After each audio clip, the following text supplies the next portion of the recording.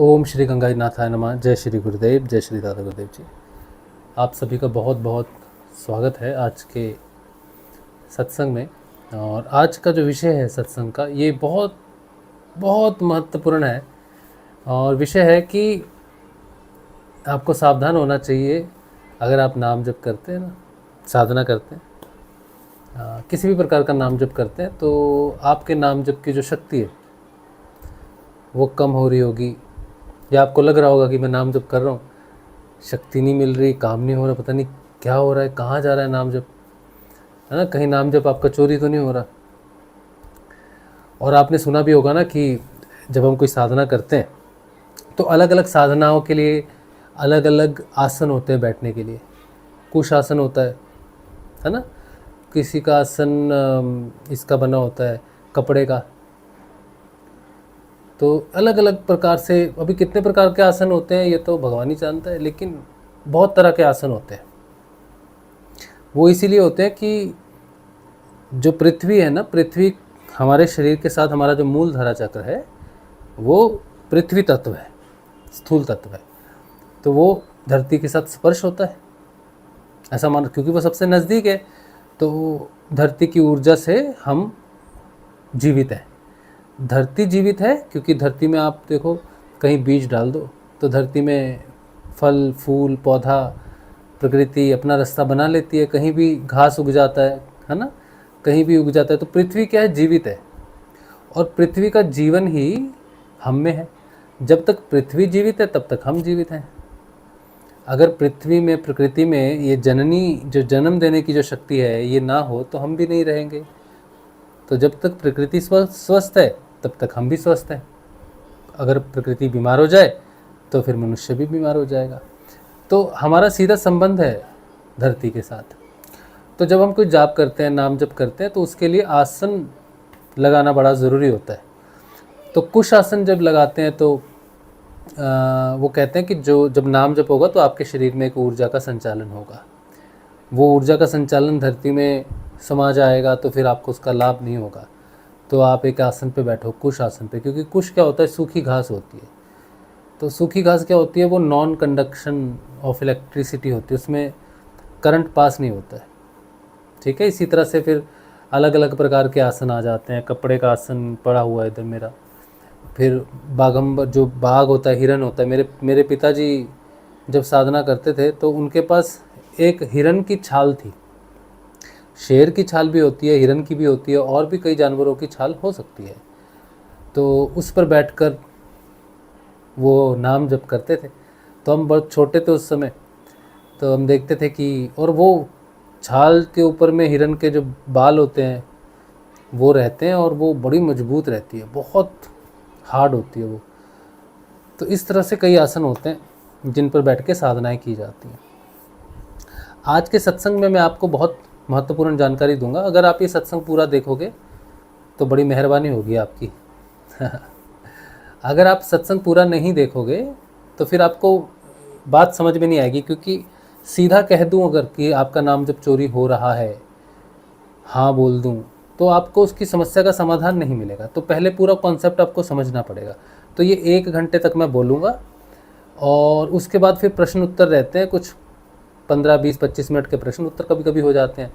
तो आप अगर ये सत्संग मैं थोड़ा धीरे भी बोलता हूँ, तो आप इसकी स्पीड बढ़ा लो, 1.5 कर लो, तो आपको नॉर्मली समझ में आएगा, तो आपका समय बचेगा।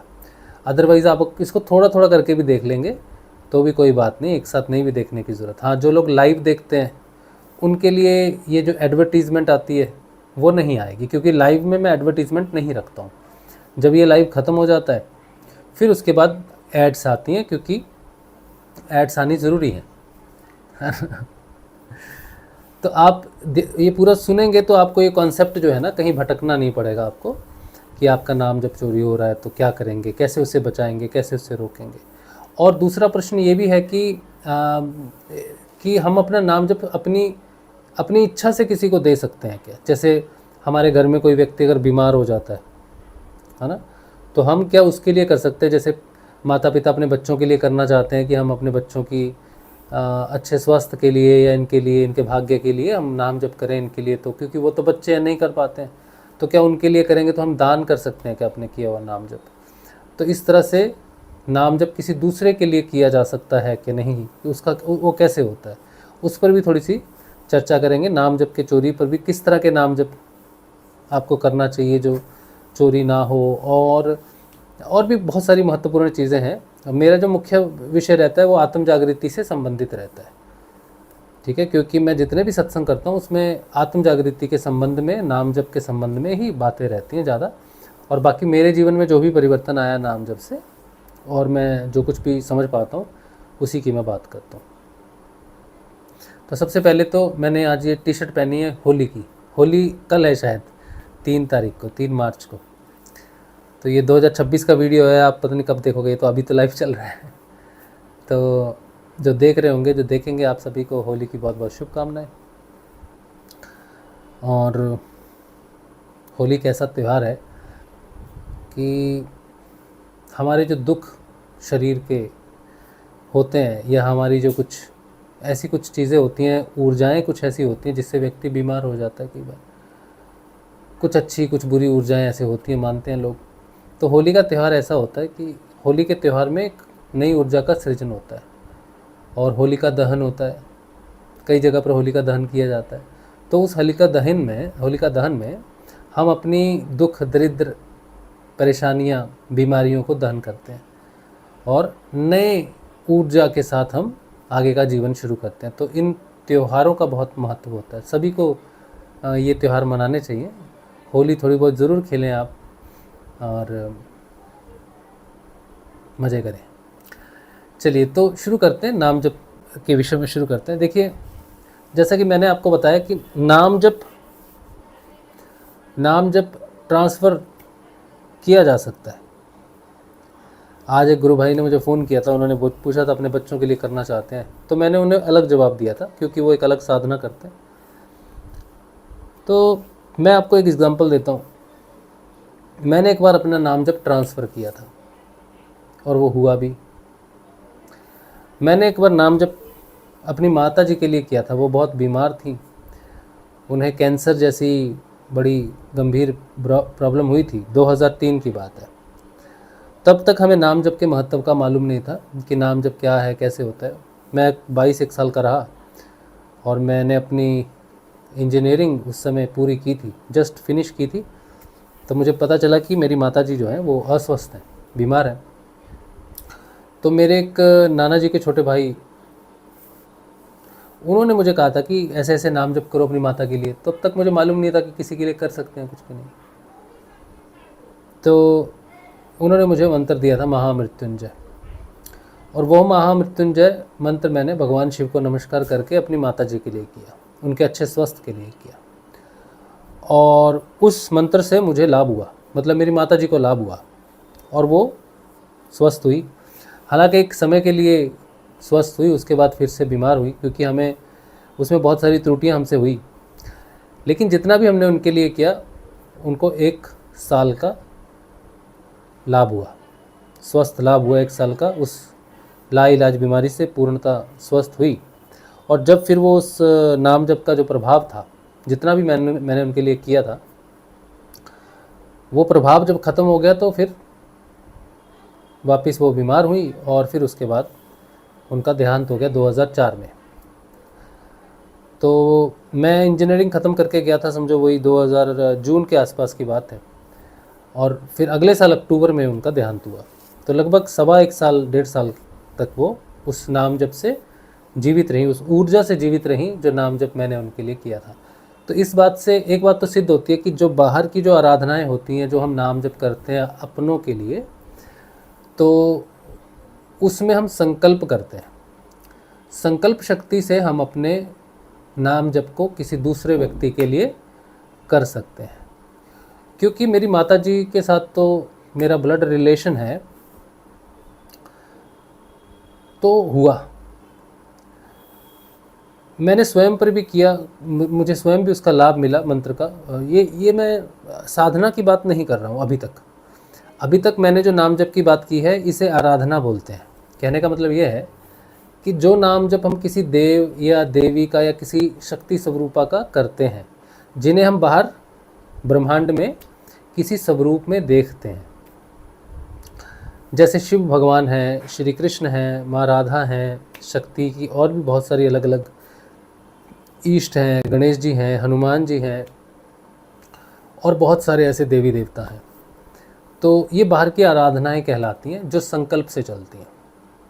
इनके लिए पहले संकल्प करना पड़ता है। किसी को 3 महीने का करना है तो संकल्प करेगा, और हर पूजा में अलग आसन होते हैं। जैसे अगर आप हनुमान जी का आराधना करोगे, हनुमान जी को के संकल्प लेते हो, आराधना करते हो, तो उनके लिए अलग आसन होते हैं। जैसे लाल रंग के जैसा जो है, सूर्य जब उगता है ऊपर जो कलर होता है सूर्य का, वैसा कलर का सिंदूर उनको चढ़ता है और केसरी रंग का, और उनके लिए आसन, लाल आसन लोग बिछाते हैं, लाल धागा होता है, लाल कपड़े होते हैं, लाल सिंदूर होता है। तो इस तरह से हनुमान जी का मंगल से संबंधित पूजा पाठ करना है, किसी को शक्ति के लिए करना है, जो भी आराधना, रक्षा स्त्रोत हैं, नेगेटिव ऊर्जाओं से बचाने के लिए है, शनि भगवान के प्रकोप से बचने के लिए है, साढ़े सती से बचने के लिए है। तो इस तरह से भगवान श्री हनुमान जी का एक प्रॉपर आसन लगा के, प्रॉपर वस्त्र, और उसके साथ फिर भोजन का भी बहुत नियम होता है। बाहर की जितनी भी आराधनाएं हम करते हैं उसमें भोजन का नियम बहुत ज़्यादा ज़रूरी होता है। बिना भोजन के नियम के, बिना शरीर के शौच के, अगर ब्रह्मचर्या जैसे हनुमान जी का आप कर रहे हो तो उसमें ब्रह्मचर्या का बहुत महत्व रहता है। तो इस तरह से आप किसी के लिए संकल्प करके अपने नाम जप को किसी के लिए भी कर सकते हो, तो ये फलित होता है, ये हो सकता है, ये संभव है। ट्रांसफ़र इसे बोलते हैं, नाम जप ट्रांसफ़र कहना चाहिए। तो ये संभव है, मैंने किया है और मैं इस बात का साक्षी हूँ कि हो सकता है। अच्छा, अब ये तो अभी देखो, मैं सिर्फ आराधना की बात कर रहा हूँ, अभी मैंने साधना की बात नहीं की है। जिन लोगों को साधना और आराधना में अंतर नहीं मालूम है, तो आराधना होती है बाहर। आराधना में हम जो नाम जप करते हैं उसे बोल सकते हैं, उसमें जीवा हिल सकती है, ठीक है, धीरे धीरे बोलता है, कोई उच्चारण तेज करता है, कैसे भी हो सकता है, लेकिन ये बाहर है। ये शरीर, प्राण, मन और बुद्धि से जुड़ा हुआ है। हमारे जो शरीर के 4 कोश है ना, शरीर, इसके अंदर प्राण, जो भाव, जिसे हम भाव कहते हैं, संकल्प मन से होता है, और उसका ट्रांसफ़र जो है वो भाव से होता है। भाव मतलब कि मैं इसके लिए कर रहा हूँ, तो वो भाव होना प्राण का बड़ा ज़रूरी है, और मन होना बड़ा ज़रूरी है, क्योंकि संकल्प तो मन के हैं। और बुद्धि से इसलिए क्योंकि हर चीज़ का नियम अगर आप देखोगे तो नियम बुद्धि पालन करती है।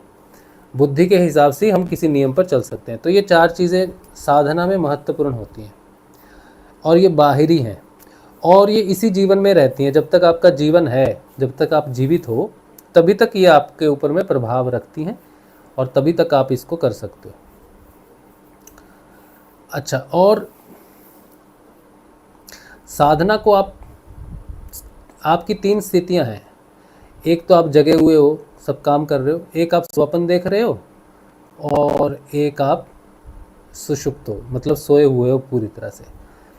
तो ये जो बाहर की आराधना होती है, ये वैसे तो मुख्य रूप से जब आप जगे हुए हो तभी होती है, क्योंकि नियम पालन उसी समय होते हैं सारे, और उसका जो विधान है, जप है, आप करते हो, आप कर रहे हो ना, तो आप जब जगे हुए तभी कर सकते हो। बस आप स्वप्न में आराधना नहीं कर सकते। आप जब सो रहे हो तब भी आप आराधना नहीं कर सकते। तो साधना कभी भी कॉन्टीन्यूअस नहीं होती है। तो इसके लिए हमें क्या करना पड़ता है, हमें संकल्प लेना पड़ता है 40 दिन का। हम कहते हैं 40 दिन, 20 दिन, 21 दिन, 1 सप्ताह, 16 सोमवार, 16 शुक्रवार, 16 रविवार। तो इसमें हम क्या करते हैं, गणना करते हैं। इसमें काउंटिंग महत्वपूर्ण है, इसमें स्थान भी महत्वपूर्ण है, और इसमें समय भी महत्वपूर्ण है। तो तीनों चीज़ें बहुत ज़रूरी होती हैं कि किस समय आप कर रहे हो। ब्रह्म मुहूर्त में है, शाम को है, सूर्य अस्त से पहले है, सूर्य के बाद है, एकादशी है, पूर्णमासी है, अमावस्या है। तो इसमें समय बहुत ज़रूरी है, और स्थान बहुत महत्वपूर्ण है कि जिस स्थान पर आप कर रहे हो वो स्थान किस दिशा में आप बैठे हो आसन लगा के, वो स्थान कैसा है, किस जगह पर है, वो जागृत स्थान है, मंदिर है, घर है, या जिस स्थान पर भी आप कर रहे हो, बड़ी महत्व होता है कि एक ही स्थान पर बैठना है आपको। जैसे आपने कहा कि चलो मैं एक 40 दिन का अनुष्ठान करता हूँ कोई, तो आज आप घर पे कर रहे हो, फिर आपका अचानक आप ऑफिस में टूर करते हो, आप ऑफिस में काम करते हो और आपको जाना पड़ रहा है कहीं दूसरी जगह पर, ठीक है।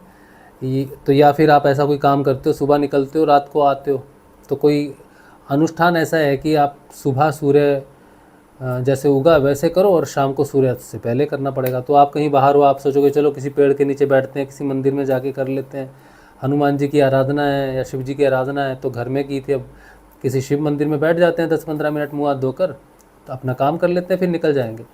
तो ऐसा नहीं होता है। आराधनाएँ समय और स्थान के लिए ही पूरी होती है। अगर समय और स्थान में किसी भी प्रकार की विकृति आ जाए तो वो साधना, वो जो आपका संकल्प होता है वो नष्ट हो जाता है, फिर आपको उसका फल नहीं मिलता है। तो बाहर की आराधना में समय, स्थान और संख्या कि आपको 40 दिन करने हैं, आप उसको 21 दिन नहीं कर सकते, तो 21 दिन फल तो मिलेगा लेकिन पूर्ण फल नहीं मिलेगा उसका, ठीक है। फिर उसको समापन भी करना होता है आपको कि 40 दिन हो गए, अब चलो समापन करते हैं, उद्यापन, जिसे उद्यापन या उद्यापन भी बोलते हैं, तो वो भी करना पड़ता है आपको। तो वो पूरी प्रोसेस में होता है। वो इसलिए हो जाता है क्योंकि ये कंटिन्यूस नहीं है। 40 दिन 40 सूर्य 40 दिन तो हैं कंटिन्यूस, बट इस समय में इसलिए बंध जाते हैं क्योंकि ये गणना में आ जाते हैं, क्योंकि आप बीच में सो जाते हो, बीच में उसमें स्वप्न भी आ सकते हैं, उस समय आप आराधना नहीं कर रहे होते, तो आप दिनों के हिसाब से करते हो कि मैं दिन को 40 दिन की साधना कर रहा हूँ। अब उसमें रात भी आती है, ठीक है, दिन और रात तो दोनों ही मिला के हम वैसे तो दिन काउंट करते हैं, लेकिन हम बोलेंगे कि 40 सूर्य उदय करना है हमको, ठीक है। तो वो 40 सूर्यों के साथ संबंधित है, प्राण ऊर्जा से संबंधित है, क्योंकि दिन में कुछ लोग रात को साधना करते हैं कि 40 रात की साधना है, तो वो रात को होती है। कुछ साधनाएं अमावस्या को होती है, जैसे दिवाली अमावस्या के दिन होती है, तो कुछ साधनाएं ऐसी होती है जो सिर्फ अमावस्या को की जाती हैं, सिद्धियां वगैरह की जाती हैं।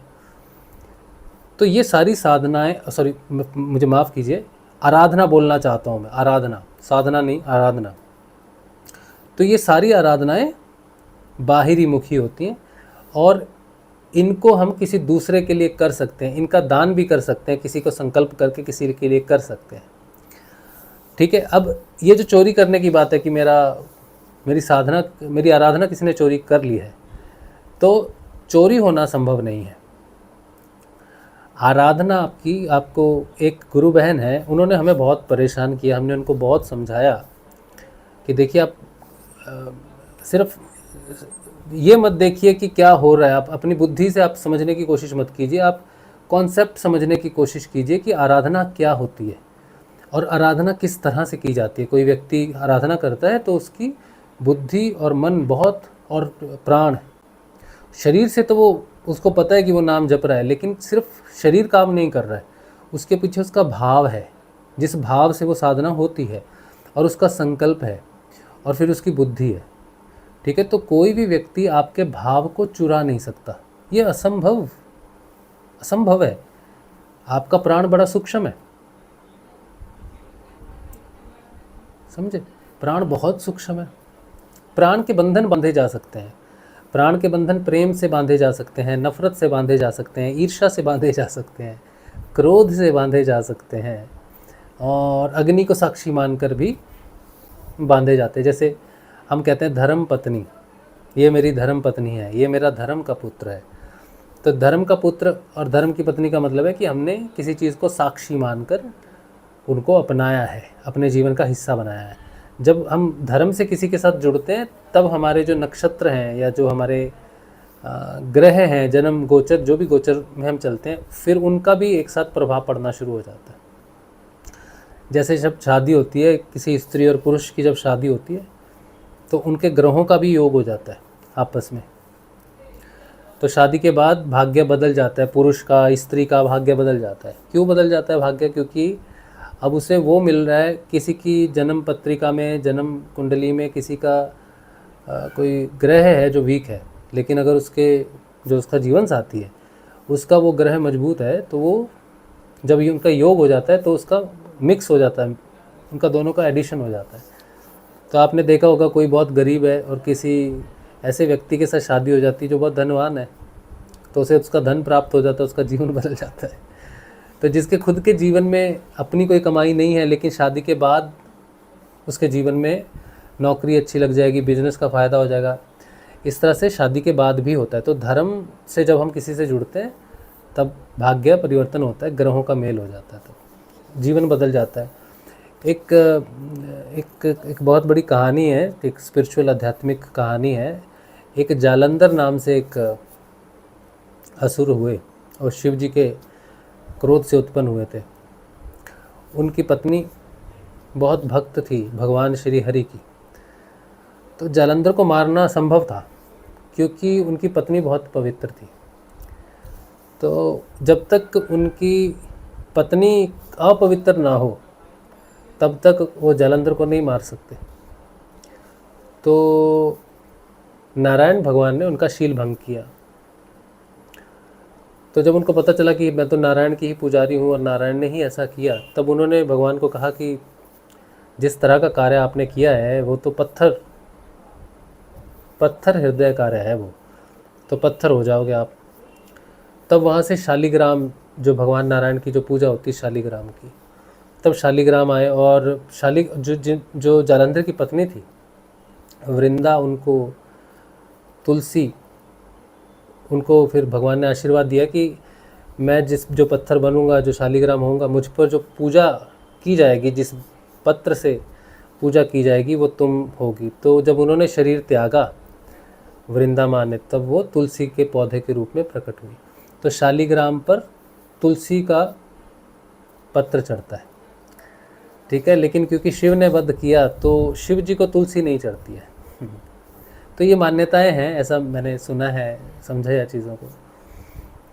तो शिव जी को आप तुलसी नहीं चढ़ाते हो, शिव जी को आप बिल्व पत्र चढ़ाते हो, लेकिन तुलसी शालिग्राम पर श्री कृष्ण को भी अर्पित होती है, शालिग्राम पर भी चढ़ती है। तुलसी का पत्ता भी जब हम तोड़ते हैं तो जय श्री कृष्ण, राधे कृष्ण, श्री राम बोल के तोड़ते हैं पत्ता उनका। और श्री कृष्ण को किसी भी प्रकार का भोग लगता है तो तुलसी का पत्ता उसमें दिया जाता है, नहीं तो वो कहते हैं ग्रहण नहीं करते, ऐसा मानते हैं। तो इसका मतलब ये है कि पत्नी और पति का जब योग होता है तो प्रभाव पड़ता है एक दूसरे के जीवन पर। तो आपने कई देखा होगा कई जगह पर, है ना, धर्म का पुत्र और पुत्री या पत्नी पति या जो भी हम संबंध बनाते हैं उसमें योग होता है। तो ये जो चोरी वाली बात है, जैसे वृंदा की जो शक्ति थी वो उनके पति को, जालंधर को सुरक्षित कर रही थी, लेकिन वो डेडिकेट किया था कि मैं अपने पति की रक्षा के लिए, सुहागिनी के लिए करती हूँ, तो वो हुआ उसके लिए। तो इस तरह से आप कर सकते हो, किसी अपने के लिए आप नाम जप करते हो, कर सकते हो, लेकिन नाम जप को चोरी नहीं किया जा सकता, क्योंकि अगर वृंदा का नाम जप चोरी हो सकता तो भगवान किसी न किसी प्रकार के उनसे उनका नाम जप चोरी करवाते, उनको उनका शील हरण करके इतना बड़ा कार्य नहीं करना पड़ता। बड़ी साधारण से तौर पर उनका किसी भी देव से संबंधित कुछ भी करके उनका नाम जप को चोरी करवा सकते थे, बड़ी आसान चीज़ है। लेकिन चोरी हो नहीं सकता क्योंकि ये सिद्धांत नहीं है। भंग किया जा सकता है किसी के नाम को। सोचो आप आराधना कर रहे हो, आपको लगता है कि आपका कोई दुश्मन है, आपसे ईर्ष्या करता है, वो आपकी तपस्या को, आपकी आराधना को भंग कर सकता है। ये संभव है कि आप जिस लोटे में या जिस चीज़ से जो कार्य करते थे वो अपवित्र हो गया किसी प्रकार से। आपका आसन था, वो आसन कहीं से नष्ट भ्रष्ट हो गया ना, आसन कहीं से खराब हो गया, भोजन में कुछ दूषिता हो गई है, तो कोई आपकी आराधना को भंग तो कर सकता है, लेकिन आपकी की हुई आराधना की शक्ति को चुरा नहीं सकता है। आपकी शक्ति को नष्ट जरूर किया जा सकता है, लेकिन किसी और, सोचो कि आपने कोई सिद्धि या शक्ति आपने आराधना से आपने कुछ शक्ति अर्जित की है और आप किसी ऐसी जगह पर चले गए जो आपसे ज़्यादा शक्तिशाली है, आपसे जो कम शक्तिशाली है, कोई समझो आपसे ईर्ष्या करता है, उसके बस की बात नहीं है, लेकिन आपसे चेतना में कोई उच्च है, आपसे शक्ति में कोई उच्चतर स्तर पर है, तो वो आपकी शक्ति को सुषुप्त कर सकता है आराधना में। सोचो, जैसे एक एग्जांपल दे रहा हूँ आपको, जो ऋषि होते हैं, ऋषि की तपस्या होती है बहुत, ऋषि मुनि तपस्या करते हैं, तो वो जंगलों में रहते हैं। जंगलों में रहने से वो एक बाड़ बना देते हैं अपने आश्रम की। वो बाड़ वो इसलिए बना देते हैं कि यहाँ तक उनकी शक्ति का प्रभाव रहता है, उनकी तपस्या का प्रभाव रहता है। बाकी जंगल में जंगल राज चलता है।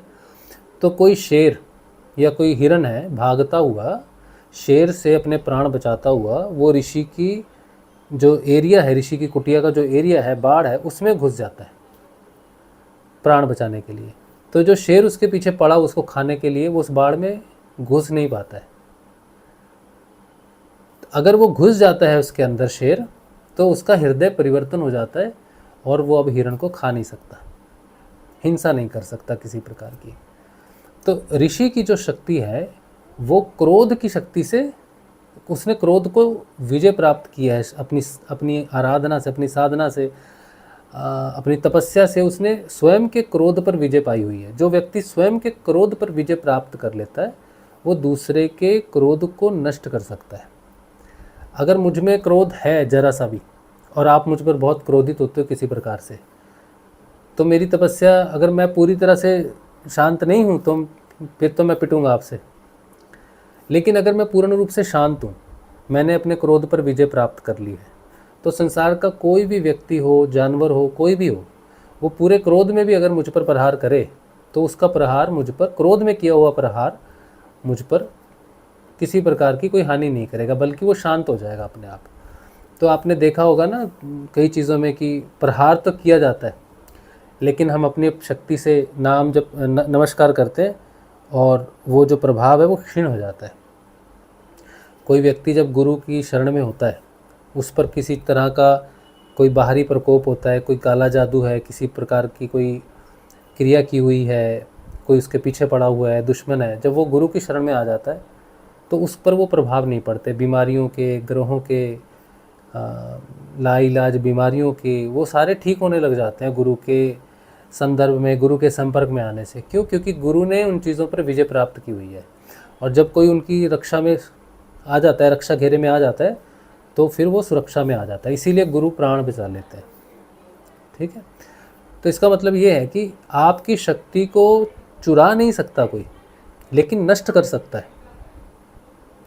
और आप अपने नाम जप को दान कर सकते हो, आराधना और संकल्प से दान कर सकते हो, लेकिन चोरी आपका नाम जप नहीं हो सकता, भंग हो सकता, जैसे मैंने कहा। और भंग करने के लिए देवी देवता भंग करते हैं। जैसे इंद्र जाते थे, कोई तपस्या करता था तो इंद्र जाके भंग करते थे तपस्या। मेनका को भेज दिया, वो ऋषि तपस्या कर रहे हैं, मेनका आके नाचती हैं और फिर बस ख़त्म तपस्या भंग, ख़त्म। तो भंग किया जा सकता है। देवताओं में इतनी शक्ति है कि वो चुरा सकते हैं, कुछ भी कहीं से भी चुरा सकते हैं, लेकिन संभव नहीं है, विज्ञान नहीं है चुराने का। तो आप ये बिल्कुल नहीं सोचोगे, मैंने ये जो ऊपर विषय दिया है ना, सावधान आपका नाम चोरी हो रहा है, ठीक है? तो सावधान आपको इसलिए होना चाहिए कि आपका नाम जब चोरी नहीं हो सकता, विज्ञान नहीं है। एक बार की बात मैं बताता हूँ। हमारे गुरु भाई का ये मानना था कि कोई किसी के चरण स्पर्श करे तो चरणों में तो ज्ञान रहता है, तो वो चरण स्पर्श करके किसी का नाम जब ले सकता है, उसकी ऊर्जा ले सकता है। तो ये बिल्कुल गलत कॉन्सेप्ट है। नाम जप करने से आशीर्वाद मिलता है, वो भी अगर आशीर्वाद देने वाले की इच्छा हो तो। सोचो मैंने नाम जप किया है और मुझ में कुछ शक्ति है, मेरे भाषा में, मेरे आशीर्वाद में थोड़ी शक्ति है। तो कोई आया मेरे पास, बहुत दुखी हुआ, तो उसने आके मुझे प्रणाम किया। मैंने कहा अरे यार ये क्या कर रहे हो? बोले आप आशीर्वाद दो कि हम अपने कार्य में सफल हो। मैं कहूँगा हाँ ज़रूर, आप ज़रूर सफल हो जाओगे, आप चिंता मत करो। तो ये आशीर्वाद हुआ, ये मैं दे सकता हूँ। कोई मेरे चरणों में गिर जाए, मैं एग्जाम्पल दे रहा हूँ भैया, सच में नहीं सच में किसी को नहीं गिरने की ज़रूरत मेरे चरणों में। मैं एग्जाम्पल दे रहा हूँ कि आप माता पिता, जैसे माता पिता, बच्चे अपने माता पिता को नमस्कार करते हैं चरणों में, तो माता पिता उसके बेटा खुश रहे, दूधो नहाओ पूतो फलो, है ना? दूध में नहाओ मतलब दूधो नहाओ पूतो फलो मतलब कि जल्दी जल्दी आपके घर में संतान जन्म ले, है ना। तो स्त्रियों को दिया जाता है ये आशीर्वाद, क्योंकि जब वो माँ बन जाती है तब उसके स्तन में दूध भर जाता है। तो बड़ी बूढ़ियाँ जो होती हैं, बुज़ुर्ग जो होते हैं, वो आशीर्वाद ब्याता महिलाओं को यही आशीर्वाद, जिसका ब्याह होता है उसको यही आशीर्वाद देते, दूधो नहाओ पूतो फलो, ठीक है, कि तुम्हारा दूध अच्छा बने, तुम्हारा बच्चा दूध पिए, स्वस्थ रहे, हैं, दूधो नहाओ पूतो फलो, मतलब आपके और पुत्र होते जाएं, दूध बढ़ता जाए, तो ऐसा ही आशीर्वाद है। तो ये आशीर्वाद फलित हो सकता है, और भी तब जब आपके अंदर किसी प्रकार की कोई नाम जप की सच्चाई की शक्ति हो। तो लेकिन कोई आपके चरण छूले और चुराने की कोशिश करे तो वो विकलांग हो जाएगा। अगर कोई ऋषि है जिसमें शक्ति है, सोचो आप में शक्ति है, आपने बड़ा नाम जप किया, आप में बड़ा शक्ति है, और कोई व्यक्ति आपके नाम जप को चुराने की कोशिश कर रहा है, तो वो विकृत हो जाएगा, समझे। तो नाम जप, अगर आपको लगे कोई कि आपका कोई नाम जप चोरी कर रहा है, तो आपके लिए तो खुशी की बात है, आप नहीं देना चाहते उसको कि आपके नाम जप से उसको फ़ायदा हो, है ना। तो अगर वो चाहेगा चुराना किसी पद्धति से, किसी जादू से, किसी टोने से कुछ करके, तो वो विकलांग हो जाएगा।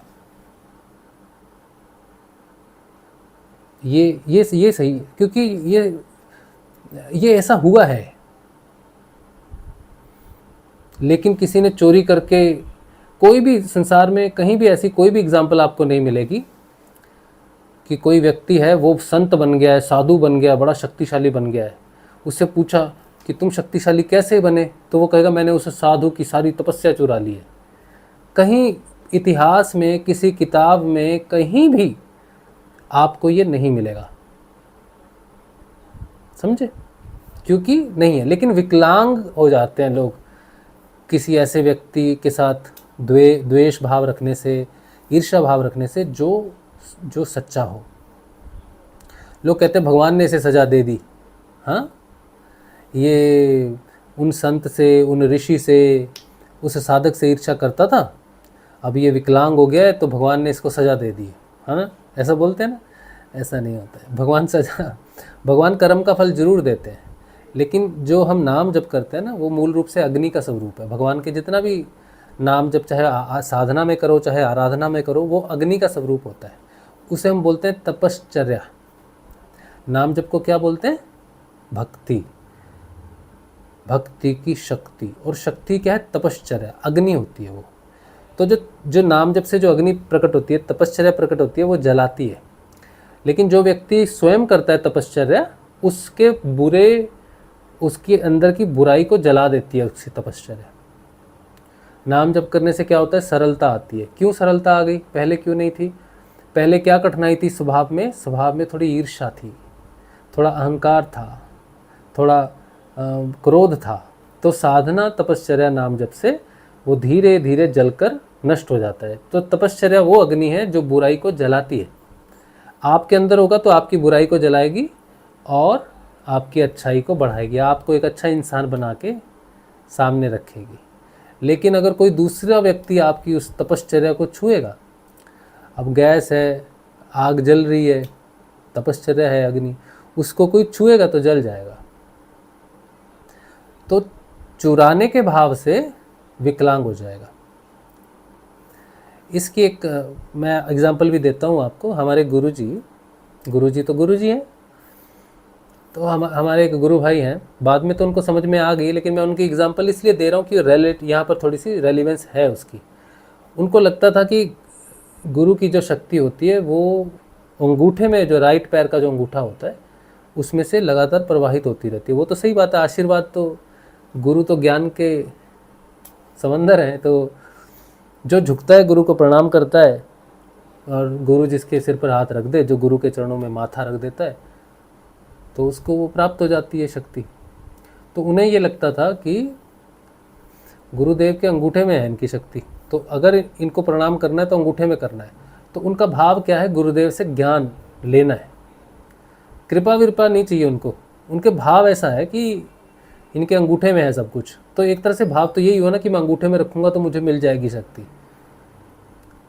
तो उन्होंने गुरुदेव के अंगूठे पर अपना माथा रखा। उसके बाद उनमें कुछ विकृति आ गई, भूख नहीं लगती ठीक से, शरीर एकदम कांटा हो गया, भूख प्यास से एकदम उनकी हालत ख़राब, भूख ही नहीं लगती, और थोड़ा जुबान में भी थोड़ा सा प्रॉब्लम हुआ, थोड़ा कंठ में भी थोड़ा, लगातार वो कुंडलिनी हमेशा वहीं पर अटकी रहती, आगे नहीं उठ पा रही, फंस गई। ये बात उन्होंने मुझे बताई थी, और वो बड़े, मैं तो उनको धन्यवाद करता हूँ, हालांकि मेरे साथ उनका बहुत अच्छा जमता नहीं है तो उन्होंने मुझे ये बात बताई थी कि ऐसा हुआ था, तो मैं क्या करूं, अब मैं क्या करूं। तो मैंने कहा क्या ही बोल सकते हैं आप, नमस्कार करो, गुरुजी का नाम जपो, वो तो दयालु हैं, वो तो सब जानते हैं, तो यही हो सकता है और क्या ही हो सकता है। तो नाम जप कोई आपका नहीं चुरा सकता, निश्चिंत हो जाओ। और जिस गुरु बहन ने मुझे फ़ोन कर करके मेरा दिमाग इतना, मतलब उन्होंने हिला दिया पूरा, वो रोज़ फ़ोन करती थी, मैं उन्हें रोज़ कहता था कि ये संभव नहीं है, कोई विज्ञान नहीं है ऐसा कि कोई व्यक्ति, अच्छा उन्हें क्यों लगता था ऐसा, क्योंकि उनके मन में ईर्ष्या है, अपनी किसी पड़ोसी के प्रति उनकी ईर्ष्या है मन में, पड़ोसी का काम बन रहा है, पड़ोसी सफल हो रहा है। अब वो इसलिए सफल हो रहा है कि क्योंकि मैं नाम जप कर रही हूँ, मेरा नाम जप चोरी कर रहा है, मेरी ऊर्जा में, मेरी गर्माहट मेरे बच्चों में जा रही है। जैसे मेरी संतान है, मैं कितना भी बड़ा योगी हो जाऊँ, ऋषि हो जाऊँ, मेरा रूपांतरण पूर्ण भगवान में भी हो जाए चाहे, लेकिन मेरी जो संतान है ना, वो मुझसे कुछ नहीं ले सकती, समझे आप। आपकी संतान, आप कितने बड़े योगी हो जाओ, सिद्ध हो जाओ, आपकी संतान को 1 रुपया भी फ़ायदा नहीं होगा उससे, आपकी साधना का कोई फ़ायदा नहीं होगा।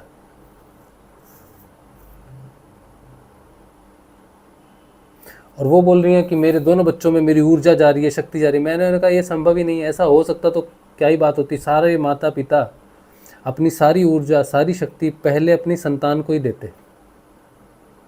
मैंने भी तो नाम जप किया, ठीक है, मेरा इंद्रियातीत ध्यान भी लगा, मैं तो गहरे ध्यान में भी जाता हूँ, सत्संग भी है, नाम जप का जपा जाप भी है, तो मुझ में थोड़ा तो नाम जप होगा, है ना। तो मेरे बेटे को पिछले साल रीढ़ की हड्डी में ये हो गया, स्लिप डिस्क हो गया, बहुत भयंकर। हॉस्पिटल वालों ने बोला कि रीढ़ की हड्डी काटेंगे और वो नस दबी उसको निकालेंगे, 2-2.5 लाख रुपए लग जाएंगे आपके। मैं तो डर गया भाई, ये तो 17 साल का बच्चा है, 16.5 साल का बच्चा है, उसकी हाइट एकदम से बढ़ गई विटामिन डी की कमी होने के कारण, वो डिस्क जो है पतली हो गई। बहुत तकलीफ़ में रहा वो, इतनी तकलीफ़ में रहा कि मैं आपको क्या बताऊं। माता पिता के लिए बच्चों की तकलीफ़ सहना बड़ा मुश्किल हो जाता है। स्वयं की तकलीफ़ तो सह लेते हैं, लेकिन बच्चों की तकलीफ़ नहीं सही जाती। तो फिर हमने उसको न्यूरोथेरेपी में लेके गए। न्यूरोथेरेपी में उसको आराम हुआ। पहले 9-10 दिन तो बहुत तकलीफ़ बढ़ गई, फिर लेकिन बाद में रिकवरी शुरू हुई उसकी। अब मैं उस समय, अगर मैं साधक हूँ, अभी ये 1.5-2 साल पहले की बात है, तो मैं अपनी सारी शक्ति मेरे बेटे में डाल देता। मैं अपने नाम जप की शक्ति अपने बेटे को दे देता कि बेटा तू मेरे पैर छू ले, तू मेरे पैर छू, मैं तुझे आशीर्वाद दे रहा हूँ, देख मेरी शक्ति ले ले सारी। मैं तो पहले देता अपने बेटे को। मेरी वाइफ को अस्थमा है, अगर मुझ में नाम जप की शक्ति होती, जिस नाम जप की शक्ति से मेरा ध्यान लग रहा है, इंद्रियातीत ध्यान लग रहा है, ठीक है, सब कुछ अंदर जो प्रकाश हो रहा है, ये मैं अगर दे सकता किसी को अपनी इच्छा से, तो मैं अपनी वाइफ को देता कि कभी कभी तुम्हें सांस लेने में तकलीफ़ होती है ना, तो मुझसे देखा नहीं जाता, तुम मेरी शक्ति ले लो थोड़ी सी। लेकिन ये अजीब गुरु बहन है, ना तो इनका भी ध्यान लगा है, ना अभी तो ये साधना तो कर नहीं रही है, अभी तो आराधना ही कर रही है, अपनी मर्जी से ही नाम जप हो रहा है इनका। तो इनको लग रहा है इनका कोई नाम जप चुरा के लेके जा रहा है, इनके बच्चों में इनकी ऊर्जा चली जा रही है। ये मेंटल इम्बैलेंस है, ये मानसिकता जो है ना, ये मानसिक बीमारी है जो एक ईर्ष्यालु व्यक्ति को होती है। ईर्ष्या करने वाला व्यक्ति ऐसी बातें करता है। अंधेरे में, अज्ञानता में रहने वाले व्यक्ति जो भगवान का नाम जब सिर्फ अपने फ़ायदे के लिए करते हैं, प्रेम नहीं होता है इनमें भगवान के प्रति। ये नाम जप को कुछ शक्ति लेना चाहेंगे और इनको शक्ति मिलती नहीं है, पड़ोसी का फ़ायदा हो जाए या कुछ और घटना घट जाए तो इन्हें लगता है कि मेरी वजह से हो रहा है। ऐसे लोगों को मैं जानता हूँ बहुत करीबी से, जिनको लगता है कि कोई हम पर कुछ कर रहा है, हमसे चुरा रहा है या हमारा बुरा भला कर रहा है। ऐसे लोग भगवान श्री कृष्ण की वाणी है और वैसे भी सिद्धांत है इस संसार का कि जो कुछ भी इस संसार में फलित होता है, अगर मेरे को दुख आएगा तो मेरा कर्म ही फलित होगा। कोई व्यक्ति मुझसे बहुत ईर्ष्या करता है, बहुत नफरत करता है, वो चाहता है कि मैं बिल्कुल भस्म हो जाऊं, उसके चाहने से नहीं होता कुछ भी। वो कितने भी जादू कर ले, चाहे उसको काली विद्या, तंत्र विज्ञान, संसार की कोई भी शक्ति, कोई भी सिद्धि उसको प्राप्त हो जाए। सिद्धियां होती हैं, शक्तियां होती हैं बड़ी बड़ी, लोग सिद्धियां हासिल करते हैं, कर्ण पिशाचनी, है ना, और भी पता नहीं कौन कौन सी सिद्धियां और शक्तियां होती हैं। उसके पास शक्ति है सारी सारी, काली शक्ति का बादशाह है वो, और वो चाहता है कि वो अपनी काली शक्ति से मुझे नष्ट करे, बीमार करे, कुछ करे। तो उसने एक जादू टोना किया, जैसे कहते हैं ना, वो एक गुड़िया बनाते हैं, उसमें कीले मारते हैं, क्या बोलते हैं पता नहीं, गुड़िया बना देते हैं, काली गुड़िया, ये गुड़िया, वो गुड़िया, जिससे ये तंत्र जो है काला काला जादू बोलते हैं ना। काला इसलिए बोलते हैं, वैसे तो जादू जो नेगेटिविटी से होता है, किसी का नुकसान करने के लिए, उसे काला जादू कह देते हैं। ठीक है, तो इस तरह से लोग करते हैं और लोग प्रभावित होते भी हैं। लेकिन अगर कोई करता है किसी पर, और मेरे अंदर मेरा कर्म फलित होना है कि मैंने दुख भोगना है, मैंने दुख भोगना है, तो जो काले शक्ति का बादशाह है ना, वो जादू करेगा मेरे पर, और मेरे पर वो हो जाएगा और मैं दुख भोगूंगा जीवन भर। और इसका कारण मैं कहूँगा कि ये व्यक्ति है, इसने किया है। और जब हम दोनों मर जाएंगे, वो भी मरेगा एक दिन, मैं भी मरूंगा एक दिन, जब न्याय होगा तो जो न्याय का देवता है ना, वो काला जादू करने वाले को सजा देगा कि तुमने इस पर जादू किया था। वो बोलेगा हाँ किया था, तो तुम्हें इसकी सज़ा मिलेगी। और जो व्यक्ति पर जादू हुआ है उसने तो भोगा ही है, वो कहेगा हाँ अच्छा हुआ, इसको सज़ा मिली है। ठीक है, लेकिन मूल रूप से ये जो दिख रहा है, जो न्याय का देवता मृत्यु के बाद न्याय करेगा, वो न्याय इसलिए करेगा कि काले जादू करने वाले ने एक कर्म किया है, उसने एक कर्म किया है जो इस व्यक्ति पर फलित हुआ है। उसको इसलिए सज़ा नहीं मिलेगी कि मेरे पर उसका काला जादू फलित हुआ है, बल्कि उसको सज़ा इसलिए मिलेगी कि उसने काला जादू किया है। फलित हुआ है कि नहीं हुआ है, इससे फ़र्क नहीं पड़ता। किसी व्यक्ति ने 2 लोगों पर जादू किया, एक पर हुआ और एक पर नहीं हुआ, तो जब उसको न्याय का देवता सज़ा देगा ना, उसका न्याय करेगा जब, तो उसको दोनों की सज़ा मिलेगी। तो वो कहेगा मालिक आप मुझे सज़ा 2 की दे रहे हो, मैंने 2 पर किया था, लेकिन नुकसान तो एक ही का हुआ, एक का तो हुआ नहीं, तो 2 का क्यों दे रहे हो। तो न्याय का देवता यही कहेगा कि तुझे इसलिए सज़ा नहीं मिल रही है कि किसी को नुकसान हुआ कि नहीं हुआ, उसको जो नुकसान हुआ वो तो उसके कर्म का फल है, लेकिन तुझे जो मिल रहा है ना, वो तेरे को करने का मिल रहा है कि तूने किया है। तो इसका मेरा कहने का मतलब ये है कि जो व्यक्ति भोगता है किसी काले जादू को या किसी कष्ट को, किसी भी प्रकार के कष्ट को, वो अपना कर्म भोगता है। उसको फलित होना है कहीं से भी, कहीं से भी वो फलित हो सकता है। ज़रूरी नहीं है कि कोई व्यक्ति उस पर काला जादू करे तभी उसने मानसिक रूप से विकृत होना है। किसी व्यक्ति ने मानसिक रूप से विकृत होना है, उसका भाग्य है, वो अचानक किसी सदमे में चला जाएगा या अचानक से उसकी सोच ही विकृत हो जाएगी। वो बैठा बैठे ही गलत सोचने लग जाएगा, ये क्या हो गया, डरेगा अचानक, अरे ये क्या हो गया, वो क्या हो गया, बस उसके मन में वो डर पैदा होना शुरू हो जाएगा और मानसिक रूप से विकृत हो जाएगा। किसी ने कुछ नहीं किया, लेकिन वो जीवन भर भागता ही रहेगा मानसिक रूप से कि वो मेरा दुश्मन है, वो मेरा दुश्मन है, उस करता है, उसकी वजह से होता है, उसकी वजह से होता है, हाँ मैंने देखा है, उसने बोला है, उसी ने किया, वो कह रहा है कि मैंने किया। कोई कह भी देना कि मैंने तुझ पर किया है, तो भी उसका कसूर नहीं है। काला जादू, भगवान सिर्फ कर्म को फलित करते हैं, क्योंकि भगवान कहते हैं गीता में कि तुझे कर्म करने का अधिकार है, लेकिन उसके फल का अधिकार तुझे नहीं है। तो जो काला जादू करने वाला है वो एक कर्म कर रहा है, हाँ, और वो कर्म को फलित भी अपने हिसाब से कर पाए, इतनी शक्ति उसमें कहाँ से आई, जबकि भगवान ने वैसा नियम ही नहीं बनाया। भगवान ने कहा फल मैं डिसाइड करूंगा, तू नहीं करेगा डिसाइड। तेरा तू सिर्फ काला जादू कर सकता है, लेकिन किसी पर काला जादू होगा कि नहीं होगा ये मैं डिसाइड करूंगा, मेरा निर्धारण है फल का। तो ऐसा आप देखोगे कि जो सिद्ध होते हैं, जो जो साधक होते हैं, जो पवित्र होते हैं, जिनके अंदर किसी के प्रति ईर्ष्या नहीं होगी, कोई लोभ नहीं होगा, कोई लालच नहीं होगा, किसी को हानि पहुंचाने का किसी भी प्रकार से उनका भाव नहीं है, वो किसी को बुरा नहीं मानते, उन पर कोई व्यक्ति कुछ भी करता रहे कोई असर नहीं होगा। इसकी मैं एग्जांपल आपको देता हूँ। भगवान श्री कृष्ण जब युद्ध हुआ ना, ये महाभारत का जब युद्ध हुआ, तो गांधारी माता, दुर्योधन की माता जी, वो कृष्ण भगवान से बड़ा रुष्ट हो गई, बड़ी गुस्सा हो गई। बोले कृष्ण तुम रोक सकते थे, तुमने रोका नहीं, तुम्हारे कारण मेरे 100 पुत्र मारे गए, मेरा पूरा वंश नष्ट हो गया, सब कुछ नष्ट हो गया, सब कुछ तुम्हारी वजह से हुआ। अब भगवान ये भी नहीं कह सकते कि हाँ मेरी वजह से नहीं हुआ, क्योंकि करता धरता तो वही है। तो भगवान चुप रहे। तो बोले जैसे मेरा परिवार नष्ट हुआ ना, मैं तुम्हें श्राप देती हूँ कि 32 साल बाद तुम्हारा पूरा परिवार स्वयं लड़कर नष्ट हो जाएगा। तो भगवान ने कहा ठीक है माता, जैसी आपकी इच्छा हो, जैसी आपकी इच्छा। तो जब वो थोड़ी शांत हो गई तब भगवान श्री कृष्ण ने से कहा कि माता तुमने जो मुझे अभिशाप दिया है ना, जिसे मैंने स्वीकार किया है, मुझे कोई अभिशाप नहीं लगता,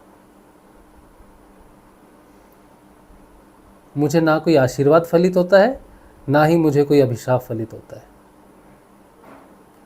मेरी ही इच्छा से अभिशाप फलित होते हैं, मेरी ही इच्छा से आशीर्वाद भी फलित होते हैं। मैंने आपका मान रखा है कि आप जो कह रही हैं वो फलित हो, मेरी ही इच्छा से आपका अभिशाप फलित होगा। ऐसा क्यों कहा उन्होंने? गांधारी माता की कितनी शक्ति है, उनकी तपस्या। उन्होंने दुर्योधन को कहा था कि बेटा तू नहा धोकर वस्त्रहीन होकर पूरा नग्न अवस्था में मेरे सामने आना, तो मैं अपनी शक्ति से तुझे वज्र का बनाऊंगी। ऐसा कहा नहीं था उन्होंने, बस ये आज्ञा दी थी। अब दुर्योधन को भगवान ने कहा कि तू कैसा व्यक्ति है, नंगा होके जाएगा माता के सामने, थोड़ा केले के पत्ते ही लपेट ले भाई। तो इतना भाग, जांग जो थी उनकी, जो प्राइवेट पार्ट्स और जांग था वो कमज़ोर रह गया, जिसके कारण भीम ने अपनी प्रतिज्ञा पूरी की थी, जंघा तोड़कर उनको मृत्यु दी थी। तो माता गांधारी में एक तपस्या की शक्ति थी, जिसके कारण वो किसी दूसरे को अभिशाप देती तो फलित होता। तो भगवान श्री कृष्ण ने कहा था कि मुझ पे फलित नहीं हो सकता आपका। अब भगवान श्री कृष्ण पे फलित क्यों नहीं हो रहा है? क्योंकि भगवान कहते हैं मेरी ही इच्छा से फलित होता है सब कुछ। तो कोई दूसरा व्यक्ति है, कोई नेगेटिव टेंडेंसीज वाला है, नेगेटिव काम करने वाला है, वो किसी दूसरे साधारण एक बिल्कुल सरल व्यक्ति पर भी कुछ नहीं कर सकता, अगर उसका कर्म नहीं है विकृत होने का। तो समझे आप? तो इस संसार में सब कुछ है, काली शक्ति भी है, तंत्र भी है, लेकिन आप उससे बच सकते हो अगर आप अच्छे और सच्चे हो। तो कोई कुछ नहीं बिगाड़ सकता आपका, समझे? तो डरना नहीं चाहिए आपको। आपको डरना तब चाहिए जब आप स्वयं अंदर से नकारात्मकता की ऊर्जा से, आप कितना भी नाम जप करो, आप कहोगे नहीं मैंने रुद्राक्ष पहना है, मैंने ये पहना है, ये बड़ा शक्तिशाली मंत्र है, ये बड़ा शक्तिशाली कवच है, ये बड़ा है, ये नारायण का है, ये कृष्ण का है, ये शिव का है, इसका है, उसका है।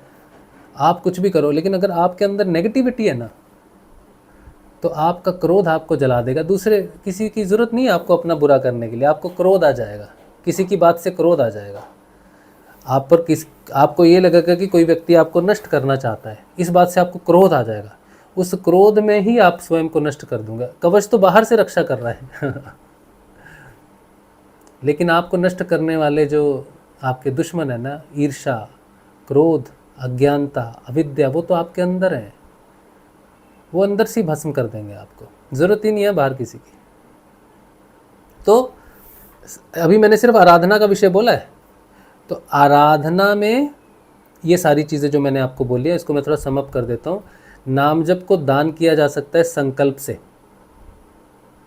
नाम जप को चुराने की कोई विधि नहीं है, चुराने वाला विकलांग हो जाएगा। या फिर आपके तपश्चर्या से, जैसा भी आपकी तपश्चर्या में शक्ति होगी वो उसको विकृत कर देगी, उतनी वो नहीं कर सकता। आप अपनी इच्छा से दान कर सकते हो, संकल्प से, ठीक है। और ये बाहरी है सारी चीज़ें, इससे आत्मा का उद्धार नहीं होता है। बाहरी किसी भी आराधना से जीवन में शांति, सफलता बाहर की हो सकती है, लेकिन जीवन मुक्ति नहीं होती। आत्मा से इसका कोई संबंध नहीं है। किसी भी बाहर के पूजा पाठ विधि विधान से जो समय, स्थान और गणना के साथ, संख्या के साथ जुड़ा हुआ है, उससे आत्मा का कोई लेना देना नहीं है। इससे आपके अंदर कभी भी आत्मा का प्रकाश नहीं होगा, सच्चाई कभी आपके अंदर जन्म नहीं लेगी। आप जिस सच्चाई को मानोगे वो सही और गलत के आधार पर होगी, लेकिन आत्मा से प्रकाशित, जो आत्मा का जो प्रकाश है जिसे सत्य कहते हैं, वो आपके अंदर नहीं आएगा। आराधना से सत्य का प्रकाश होना संभव नहीं है।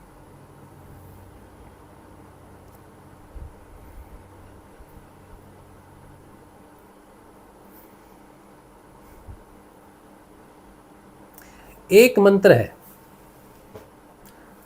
जो सत्य का प्रकाश है, स्वयं जो आत्मा है, वो है गायत्री। गायत्री से संभव है।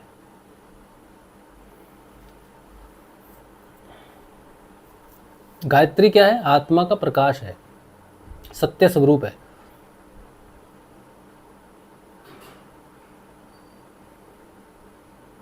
लेकिन कलयुग में वो किसी व्यक्ति को हो जाए तो बड़ी मुश्किल। गुरुजी, हमारे गुरुजी को हुई है।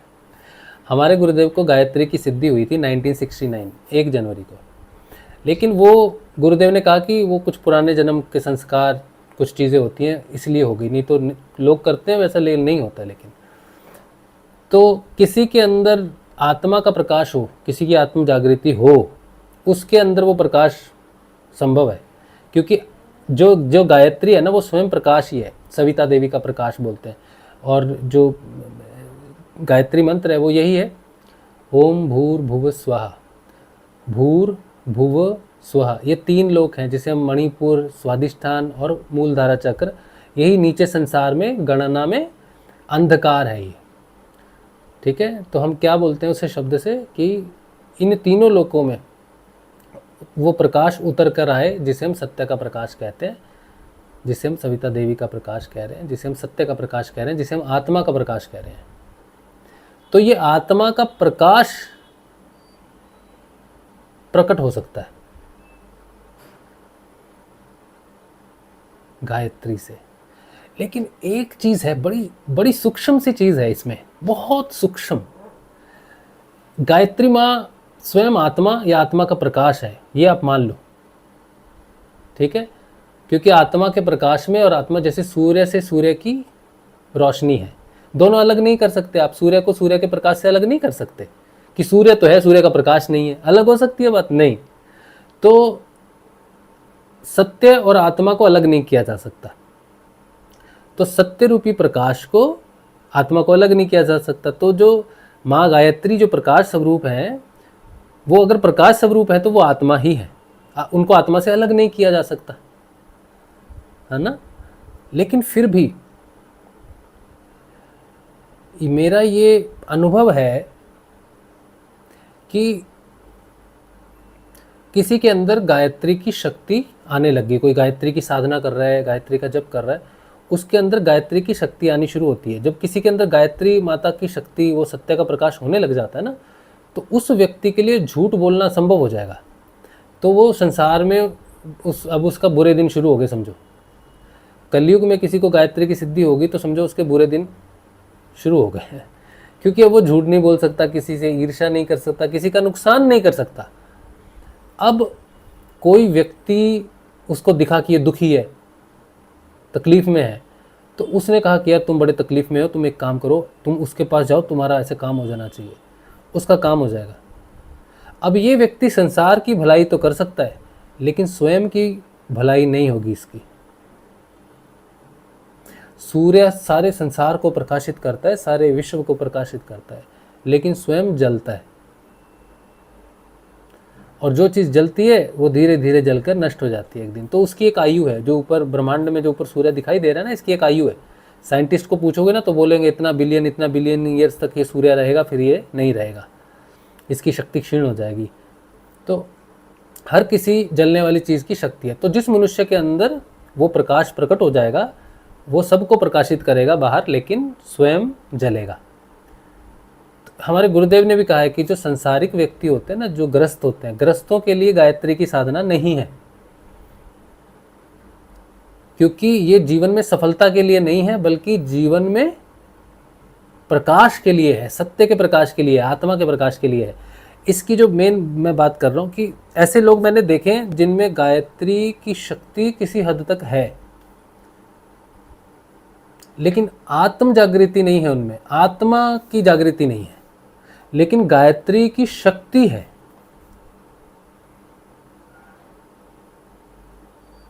जबकि गायत्री स्वयं आत्मा ही है। ठीक है, आत्मा का ही बात है, समझो। मैं तो अलग नहीं मानता इस चीज़ को, मैं तो मानता हूँ गायत्री मंत्र कह लो, आत्मा मंत्र कह लो, जो कह लो, एक ही चीज़ है। लेकिन फिर भी गायत्री के साधकों का ये हो सकता है कि वो आत्म रूप से चेतन ना हो, फिर भी उनमें गायत्री की आराधना से शक्ति है। कितना सूक्ष्म अंतर है। और ये है कि और किसी में वो शक्ति कम और ज़्यादा भी होती है। हमारे गुरुदेव ने जब गायत्री की आराधना की तो उनको सिद्धि हुई ना, तो उनका पूरा शरीर प्रकाशित हो गया। वो देखते हैं कि पूरा लाइट ही लाइट है और गायत्री मंत्र उनके नाभि से चल रहा है। उनका पहली बार ध्यान लगा उस दिन। उस ध्यान में उन्होंने देखा कि उनके नाभि से चल रहा है ये सब। लेकिन मेरा जो अनुभव आया कि एक जो ध्यान है, जिस ध्यान को हम कहते हैं कि ये ध्यान है, वो आत्म चेतना के बाद में ही लगता है।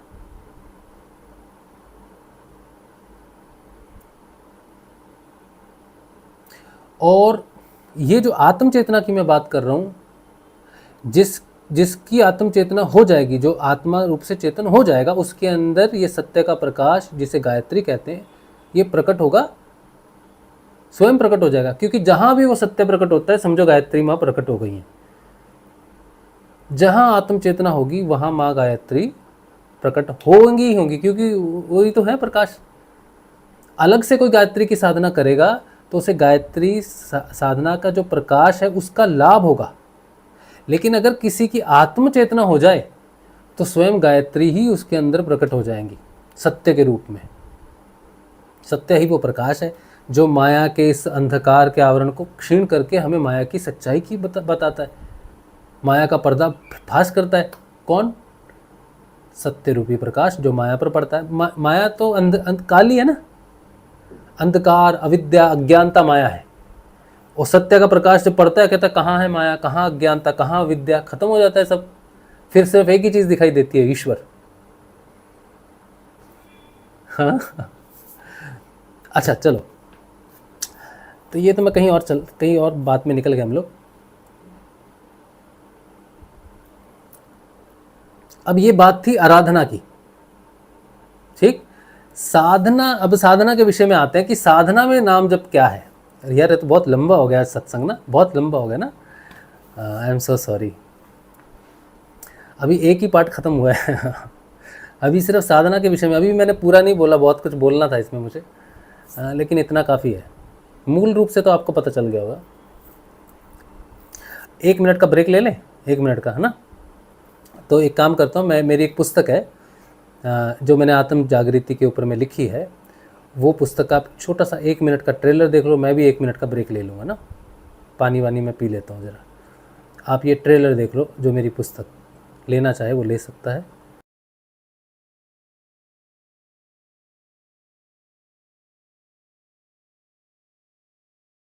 जय श्री गुरुदेव। मेरा नाम राजशिव है और अगर आप मेरी पहली पुस्तक आवाहन आत्म जागृति का खरीदना चाहते हैं तो आप मुझे व्हाट्सएप करें 8777211139। इस पुस्तक में मैंने बहुत ऐसे विषयों को समेटने की कोशिश की है जो साधक के जीवन में एक महत्वपूर्ण पड़ाव की तरह आते हैं और साधक के मन में हमेशा ये जिज्ञासा रहती है कि मैं सही पथ पर हूँ कि नहीं हूँ। मेरे को अगर नाद सुनाई दे रहा है तो मैं क्या करूँ, ए जपा जप क्या है, कब आता है, गुरुदेव के विषय में जानकारी है, कि सच्चा गुरु जीवन में होता है तो कैसे जीवन परिवर्तित होता है, शिष्य का जीवन कैसा होना चाहिए, समर्पण कैसा होना चाहिए, साधना का उद्देश्य कैसा होना चाहिए, ध्यान करते करते जब मुझे नींद आ रही है तो वो तंद्रा है, योग निद्रा है या ध्यान है, ध्यान की क्या स्थिति है, इंद्रियातीत ध्यान क्या है। ऐसे बहुत सारे छोटे छोटे और बड़े बड़े विषय हैं जो मैंने इस पुस्तक में समेटने की कोशिश की है। अगर आप एक साधक हैं और आत्म जागृति के इच्छुक हैं तो आप मुझे व्हाट्सएप करें 8777211139 पर। जय श्री गुरुदेव जी।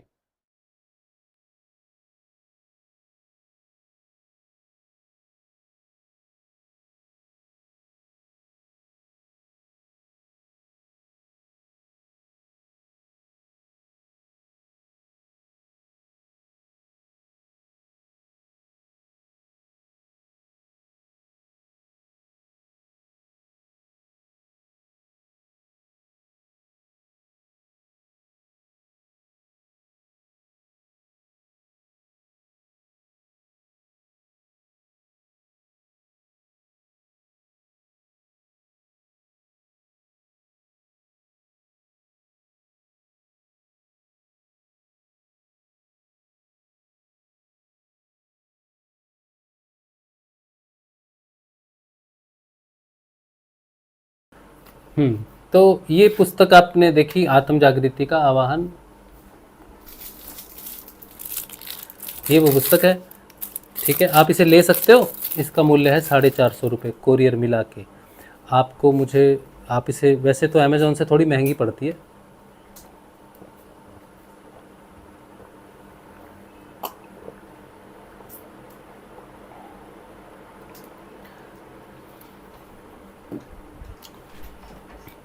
आप मुझे व्हाट्सएप कर सकते हो। मेरा व्हाट्सएप नंबर 8777, व्हाट्सएप करके अपना एड्रेस देके 450 रुपये का भुगतान करके पुस्तक आप ले सकते हो। 8777211139, राजू शर्मा, राज शिव। ठीक है,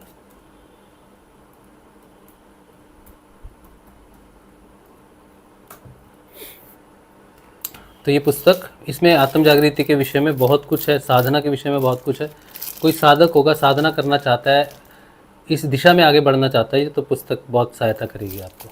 ठीक है, चलो अब आ जाते हैं कि जो नाम जप है। आज जैसे एक गुरु भाई ने हमें फ़ोन किया था, उन्होंने कहा था कि हम अपने बच्चों के लिए करना चाहते हैं नाम जप, तो क्या कर सकते हैं, क्या उनके लिए कर सकते हैं? तो मैंने कहा नहीं, संभव नहीं है। आराधना में जैसे मैंने बताया कि संकल्प करके आप किसी के लिए कर सकते हो, लेकिन अगर आप साधक हो, जैसे हमारे जो गुरुदेव हैं श्री रामलाल जी स्याग, उन्होंने एक मंत्र दिया कि इस मंत्र को जपो, इससे आपके त्रिविध ताप शांत होंगे और सारे रोग जो हैं वो भी शांत होंगे और इससे आपको आत्म लाभ होगा। तो ये विषय है साधना का। साधना क्यों की जाती है? साधना की जाती है आत्म जागृति के लिए। ठीक है, आपने देखा होगा कि कोई साधना कर रहा है सिद्धियों के लिए। मैं ये मानता हूं कि किसी भी सिद्धि के लिए साधना नहीं की जा सकती, सिद्धियों के लिए आराधना की जाती है, क्योंकि सिद्धियों के लिए एक नियम होता है, स्थान, समय, आसन, ये वो सब कुछ गणना, उससे सिद्धि होती है। लेकिन साधना में ना तो स्थान होता है, न समय होता है और ना ही गणना होती है। साधना ना तो शरीर से जुड़ी है अकेली, ना सिर्फ प्राण से जुड़ी है, ना सिर्फ मन से जुड़ी है, ना सिर्फ बुद्धि से जुड़ी है, बल्कि साधना जुड़ी हुई है शरीर, प्राण, मन, बुद्धि, आनंद, चित्त और सत। ये 7 आवरण से साधना से ही 7 आवरण क्षीण हो जाते हैं। साधना केवल और केवल आत्म जागृति के लिए ही की जाती है और इसका कोई दूसरा पर्पस नहीं है।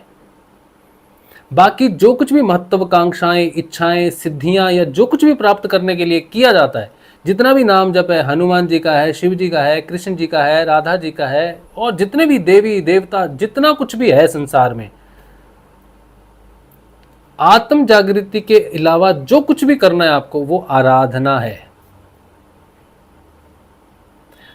लेकिन जो आत्मज्ञान, आत्म जागृति के लिए जो किया जाता है उसे कहते हैं साधना।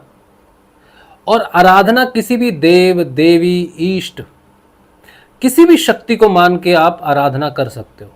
लेकिन साधना किसी देव, किसी इष्ट, भोलेनाथ देव, महादेव, काल, महाकाल, कालों के काल, महाकाल, कोई भी काल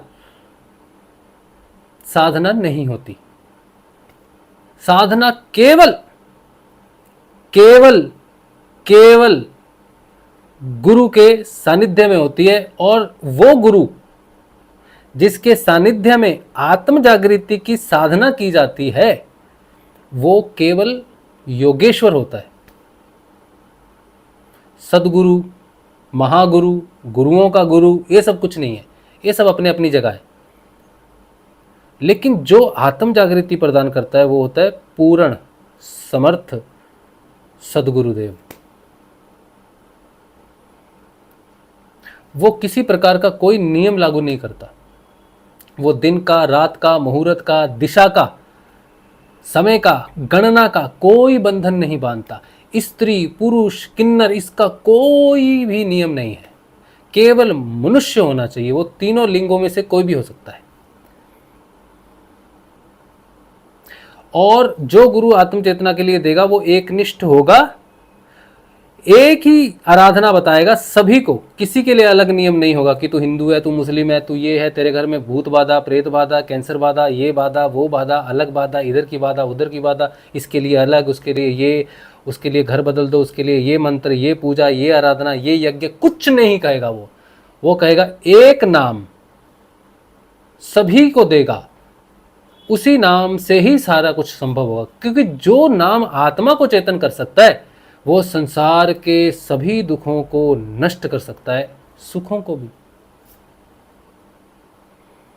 जो नाम आत्म चेतन देगा वो आपके किसी भी कर्म को भस्म किए बिना नहीं छोड़ेगा। चाहे उस कर्म से आपको इंद्र के सिंहासन का सुख भोगना है, उस नाम जब से वो भी नष्ट हो जाएगा। बड़े दुख की बात है वैसे ये।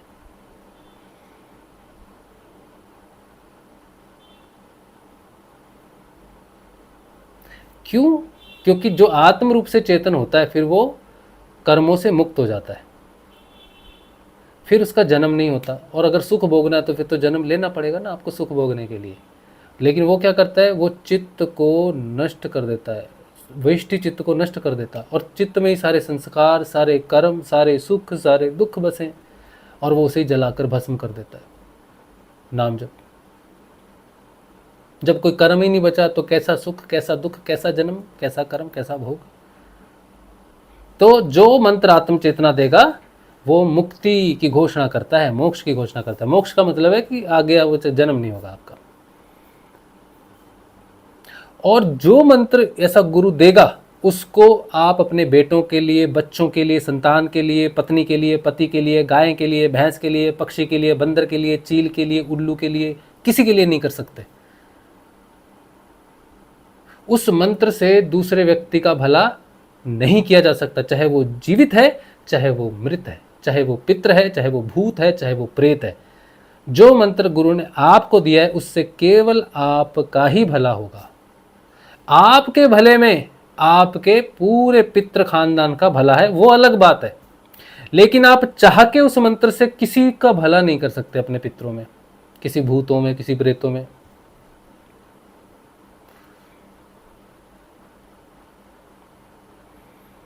उस नाम जब से केवल आपका भला होगा। कहते हैं जब कोई व्यक्ति आत्म रूप से चेतन हो जाता है तो उसकी 21 पुश्तें पीछे तर जाती हैं, उनको प्रकाश मिल जाता है, दिशा मिल जाती है कि भाई चलो जन्म लो, कहीं कोई फंसा होगा, जन्म मिल जाएगा उसको और वो वहाँ से आगे निकल जाएगा, प्रकाश हो जाएगा। लेकिन आप कुछ नहीं कर सकते। क्यों नहीं कर सकते? क्यों नहीं आप अपना नाम किसी को दे सकते? क्योंकि जिस मंत्र से आत्म चेतना आती है वो आपने नहीं जपा होता। समझो मुझे गुरुजी ने नाम जप दिया, आपको दिया, ठीक है, मैं नाम जप रहा हूँ, मैंने 1 लाख बार जप लिया, 10 लाख बार जप लिया, 10 करोड़ बार जप लिया, लेकिन इससे आत्म सिद्धि नहीं होगी। कोई भी मंत्र करोड़ों करोड़ों करोड़ों, अरबों खरबों खरबों खरबों बार जप लो, जपते हो, बिलियन ऑफ बिलियन ईयर से जप रहे हो, पृथ्वी से पहले से अनादिकाल से जप रहे हो कोई मंत्र, आप जप रहे हो, लेकिन वो आत्म सिद्धि प्रदान नहीं करेगा। चाहे वो गुरु का मंत्र ही हो, चाहे वो चेतन मंत्र ही हो, आत्मा को जगाने वाला मंत्र ही हो, फिर भी नहीं देगा। और किसी ने वो मंत्र एक बार जपा, सिर्फ एक बार, वो आत्म चेतन हो जाएगा।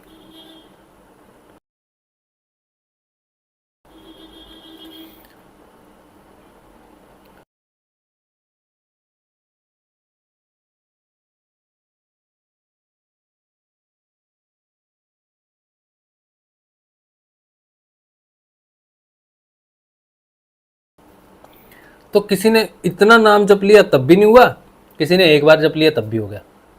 क्यों, क्या अंतर है? क्योंकि जो स्वयं जपेंगे हम, उसमें बाधा आ जाती है, उसमें रुकावट आ जाती है, वो कॉन्टिन्यूस नहीं होता। कोई भी चीज़ जो कॉन्टिन्यूस नहीं है, सदैव के लिए चक्र में नहीं चल रही, उससे आत्मा को नहीं जगाया जा सकता। वही मंत्र अगर श्रद्धा से जपोगे तो उसका ए-जपा जाप लगेगा। ए-जपा जाप ही है जो कॉन्टिन्यूस है, और ए-जपा जाप केवल चेतन मंत्र का लगता है, और ए-जपा जाप गुरु कृपा है, स्वयं गुरु ही है ए-जपा जाप के रूप में। जब तक आपके अंदर गुरु नहीं चेतन होता, तब तक ए-जपा जाप की कोई संभावना नहीं है। क्योंकि आप जपोगे तो वो कटेगा, चाहे करोड़ों वर्षों से जप रहे हो, लेकिन आप सो जाओगे। सोना तो पड़ेगा ना मनुष्य को।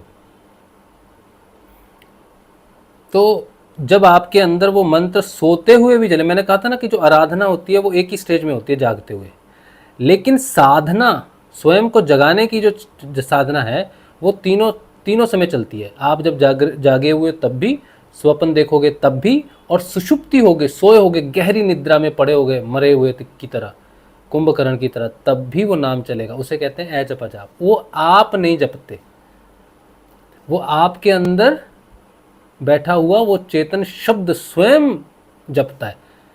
जब वो शब्द स्वयं को जपना शुरू कर देता है तभी वो स्वयं को जगा सकता है। आत्म चेतन शब्द ही आत्मा को जगा सकता है। आपका जपा हुआ, जिसमें लगा हुआ है कि मैंने जपा है, मैं जप रहा था इसलिए हो गया, वो नहीं कर सकता आपका काम। तो उसी शब्द ने, जिसने आपको आत्म चेतना दी है, जिससे ए-जपा जाप से आपका कोई योगदान नहीं है, आपका कोई संबंध नहीं है, उसे आप किसी को दे नहीं सकते। अपने बच्चों को नहीं दे सकते, किसी को नहीं दे सकते।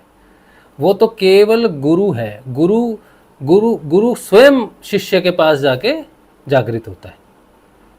इसीलिए साधना में कोई संकल्प आपके नाम को किसी दूसरे को नहीं दे सकता, आपकी जागृति को आपके बच्चों में नहीं ला सकता। आपके जब से किसी का फायदा नहीं हो सकता, सिर्फ आपका ही होगा। आपके फायदे से, आपके प्रकाश से, आपकी एनर्जी से, ऊर्जा से, आपके बदलाव से दुनिया बदल जाएगी सारी। लेकिन आप नहीं कुछ भी कर सकते। आप जो कुछ भी करोगे अपनी क्षमता से, शक्ति से, वो आपके शरीर में कोई शक्ति डेवलप हुई उससे करोगे, और वो वैसे भी साधना को नष्ट करने वाली होती हैं चीज़ें, करना नहीं चाहिए वैसे। तो साधना में किसी प्रकार की चोरी नहीं है, किसी प्रकार का दान नहीं है। जो जपता है बस उसी को ही लाभ होता है, क्योंकि ये ईश्वर की बड़ी जबरदस्त व्यवस्था है। जिसको मैं चाहूंगा वही जागृत होगा, ईश्वर ऐसा कहते हैं। तुम्हारी इच्छा से नहीं होगा। तुम चाहते हो तुम्हारी संतान जागृत हो जाए, अफसोस, तुम्हारी इच्छा नहीं चलेगी। तुम्हारी संतान जपेगी, चाहे वो मानसिक विकृत है, चाहे वो छोटा बच्चा है, चाहे वो गर्भ में है, चाहे बूढ़ा है, चाहे बीमार है, चाहे गूंगा है, चाहे बहरा है, कुछ भी है, that is not your problem. वो नहीं हो सकता। तुम्हारी इच्छा से संसार नहीं चलता, मेरी इच्छा से चलता है। इसीलिए तुम क्या कर सकते हो, सिर्फ नाम जप सकते हो, और ज़्यादा से ज़्यादा क्या कर सकते हो, अपने संबंधियों के लिए प्रार्थना कर सकते हो मुझसे कि हे ईश्वर दया कर। बस साधना में इतना ही है। इसीलिए चोरी वोरी तो भूल ही जाओ। देखो आराधना का कितना लंबा चौड़ा डिस्क्रिप्शन है, लेकिन साधना में सीधी सी बात है, जपोगे तो भला होगा तुम्हारा। श्रद्धा से जपोगे तो है जपा जाप। गुरु कृपा, अगर गुरु ने चाहा कि मैं सारे संसार के लिए आया हूँ, जो मुझे एक बार भी श्रद्धा प्रेम से जप ले, मैं उसके अंदर विराजमान हो जाऊंगा शब्द के रूप में। बस इसीलिए मैंने कहा करोड़ों बार जपने से भी नहीं होगा, और एक बार जपने से भी गुरु प्रसन्न हो गया तो हो गया काम। गुरु कृपा ही केवलम साधना में बस। और साधना का पथ इतना मतलब अंधकार से, बिच्छुओं से, सांपों से, खंडहरों से, मतलब इतना खतरनाक है ये रास्ता, नहीं पता कि अगला मोड़ क्या होगा। अचीना रास्ता है। अचीना मतलब चीना हुआ नहीं है, मतलब जाना हुआ नहीं है। जो भी इस रास्ते पे चलता है वो पहली बार ही चलता है, दूसरी बार कोई नहीं चलता इस रास्ते पर, एक ही बार चला जाता है बस। तो जब पहली बार चलेंगे तो पता चलेगा ना क्या हो रहा भाई। चलिए, तो ये रहा आज का आपका सत्संग। उम्मीद है कि आज के सत्संग से आपके थोड़े भ्रम तो दूर हुए होंगे। अगर नहीं भी दूर हुए होंगे तो एक दिन आएगा जिस दिन आपके भ्रम दूर हो जाएंगे। ठीक है। अब साधना, ये जो सत्संग है, इसमें सहयोग के लिए मैं आप सबसे अपील करता हूँ कि आप सभी साधना में सहयोग करें। सहयोग की आवश्यकता है बहुत। ठीक है। तो सहयोग करने के लिए भी हमने आपको व्हाट्सएप नंबर दे रखा है और जी पे और फ़ोन पे नंबर दे रखा है। आप सहयोग करते हो तो ये सत्संग चलता है, नहीं करोगे तो फिर ये बंद हो जाएगा।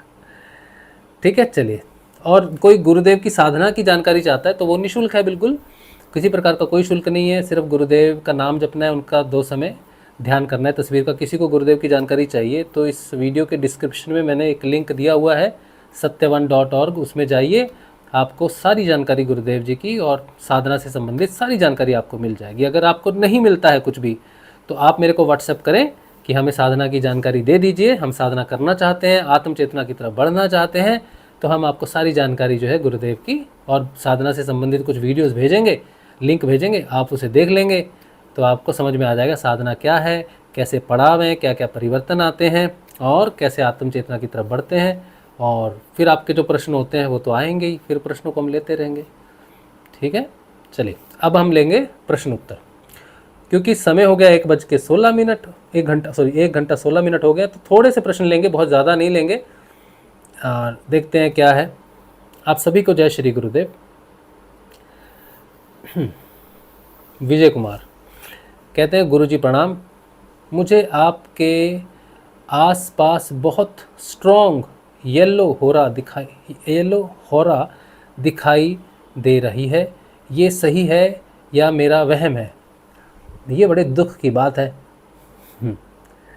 ये बड़े दुख की बात है।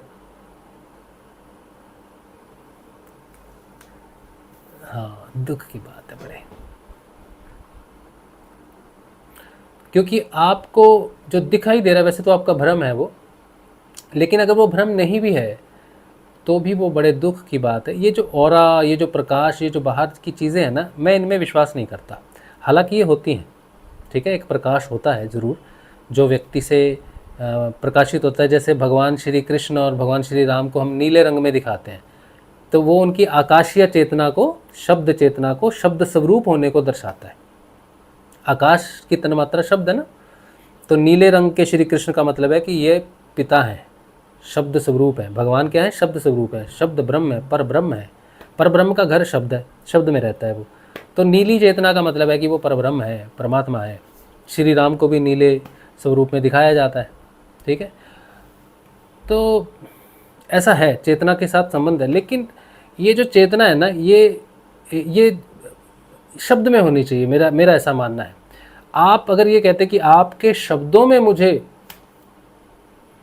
ऐसी चेतना का अनुभव हो रहा है, तो मैं तो वो सही लगता मुझे कि मेरी शब्द में मेरी चेतना है।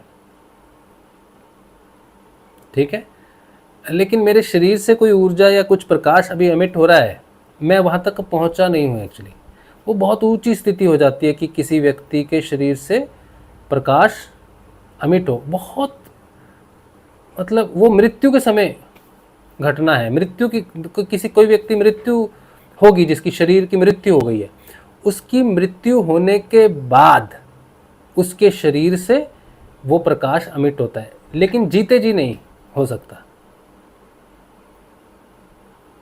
जीते जी नहीं हो सकता।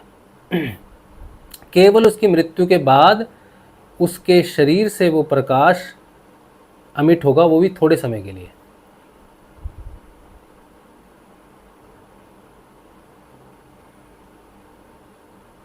जीते जी नहीं हो सकता, फोटोशॉप में हो सकता है, एआई में हो सकता है, वो सब में हो सकता है, फिल्मों में दिखाते हैं वो सब, लेकिन विज्ञान सही नहीं है। शरीर से, जीते जागते मनुष्य के शरीर से वो प्रकाश निकल रहा है, मुश्किल हो जाएगा जीना उसका मुश्किल हो जाएगा जीना। मुझ में नहीं है कोई ऐसी कोई दिव्यता नहीं है।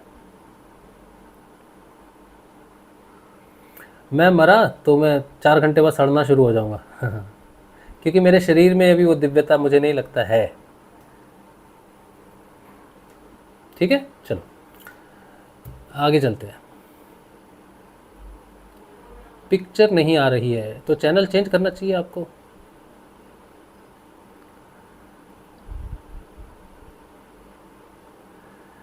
मयांक सिंह, भाई जी गुरु जी की स्पीच से लगा है कि एजपा ध्यान क्रिया रोगी को ही जल्दी स्टार्ट होता है, बाकी को टाइम लगता है नाम जप के बाद।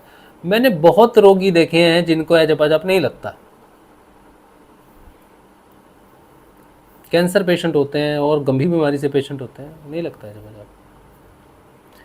गुरुदेव ने कहा है कि जो रोगी है ना, जो मतलब डरा हुआ है, शरण में ले लो प्रभु प्लीज़ बचा लो, मैं आप ही का नाम जपता, तो वो डरा हुआ है बहुत ज़्यादा, वो बहुत समर्पण से आता है, इसीलिए उसके लिए जल्दी काम हो जाता है, क्योंकि वो शरणागति जल्दी हो जाता है। लेकिन जो रोगी है, शरणागति में नहीं है, वो कैसे होगा, नहीं होगा। वो 10 चीज़ें कर रहा है, सुबह हनुमान, दोपहर को गणेश जी, शाम को शिव जी, रात को कोई और, फिर थोड़ा टाइम में गुरुदेव का भी कर रहा है। ऐसे व्यक्ति को ऐसा जब लगना ठीक नहीं। बाकी गुरु चाहे तो कुछ भी हो सकता है, लेकिन इसके लिए समर्पण होना मेरे ख्याल से बहुत ज़रूरी है। समर्पण एक एजपा जाप के लिए पूर्ण समर्पण होना ज़रूरी नहीं है, लेकिन एजपा जाप के लिए गुरु के प्रति श्रद्धा भाव होना बहुत ज़रूरी है, क्योंकि समर्पण तो एजपा जाप करवाएगा। पहले ही समर्पित तो कोई व्यक्ति एजपा जाप से पहले, तो फिर एजपा जाप का तो काम ही क्या है, कुछ भी नहीं। लेकिन एजपा जाप श्रद्धा से प्रकट हो जाएगा कि ये गुरु के प्रति श्रद्धा से आया है, इसके अंदर थोड़ी सच्चाई है, तब एजपा जाप आ जाएगा। फिर वो एजपा जाप आपको समर्पण की तरफ लेके जाएगा धीरे धीरे। लेकिन ज़रूरी नहीं, गुरु जी कहते हैं रोगी, क्योंकि रोगी व्यक्ति डरा हुआ होता है, रक्षा चाहता है, प्रार्थना चाहता है, इस प्रार्थना करता है, इसीलिए हो सकता है। रंजीत चौरसिया जी कह रहे हैं गुरुदेव कहते हैं, कहाँ गया प्रश्न। गुरुदेव कहते हैं ईश्वर प्रत्यक्षानुभूति एवं साक्षात्कार का विषय है, कथा प्रवचन का नहीं है। आजकल आध्यात्मिकता के नाम पर कथा प्रवचन होते ही नजर आते हैं। नहीं, आप समझे नहीं रंजीत भाई। देखिए, ईश्वर जो है ना, वो साक्षात्कार का अनुभव है, ये तो गुरुदेव की बात सही है बिल्कुल, लेकिन कथा प्रवचन में शक्ति नहीं होती, या फिर ईश्वर के प्रति दिशा नहीं देने की शक्ति नहीं होती, ऐसा नहीं है। कथा प्रवचन होते हैं मन की शांति के लिए।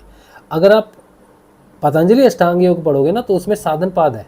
साधन पाद में जब साधक साधना करता है तो उसका मन बड़ा बहुत समय विकृत होता है, बहुत समय उदास हो जाता है, बहुत समय उसके मन में कुछ चलता रहता है। तो पतंजलि कहते हैं कि देखो बेटा, मन को शांत करने के लिए साधुओं की, संतों की, सिद्धों की संगत करो, भजन करो, सत्संग करो, कीर्तन करो, ये सब साधना के साथ जुड़े हुए हैं। भगवान की लीलाओं का वर्णन सुनना, ये मन की शांति और दिशा तय करता है। ठीक है, हाँ, उससे आत्म जागृति तो नहीं होती, लेकिन उससे दिशा ज़रूर मिलती है। और एक चीज़ है, वो सत्संग जो भगवान के नाम से, कीर्तन से होते हैं, उनका एक प्रभाव सकारात्मक व्यक्ति पर पड़ता है, भगवान की दिशा में वो आगे बढ़ता है। ठीक है, उनका प्रभाव होता है। मैं जिस प्रकार का सत्संग करता हूँ, इसमें ये धार्मिक सत्संग नहीं है। भगवान की कथा, कहानी, कथा वचन, वो धार्मिक सत्संग है। भगवान के नाम से आनंद और भगवान की दिशा जाती है। मैं जिस प्रकार का सत्संग करता हूँ, ये आध्यात्मिक सत्संग है, ये धार्मिक सत्संग नहीं है।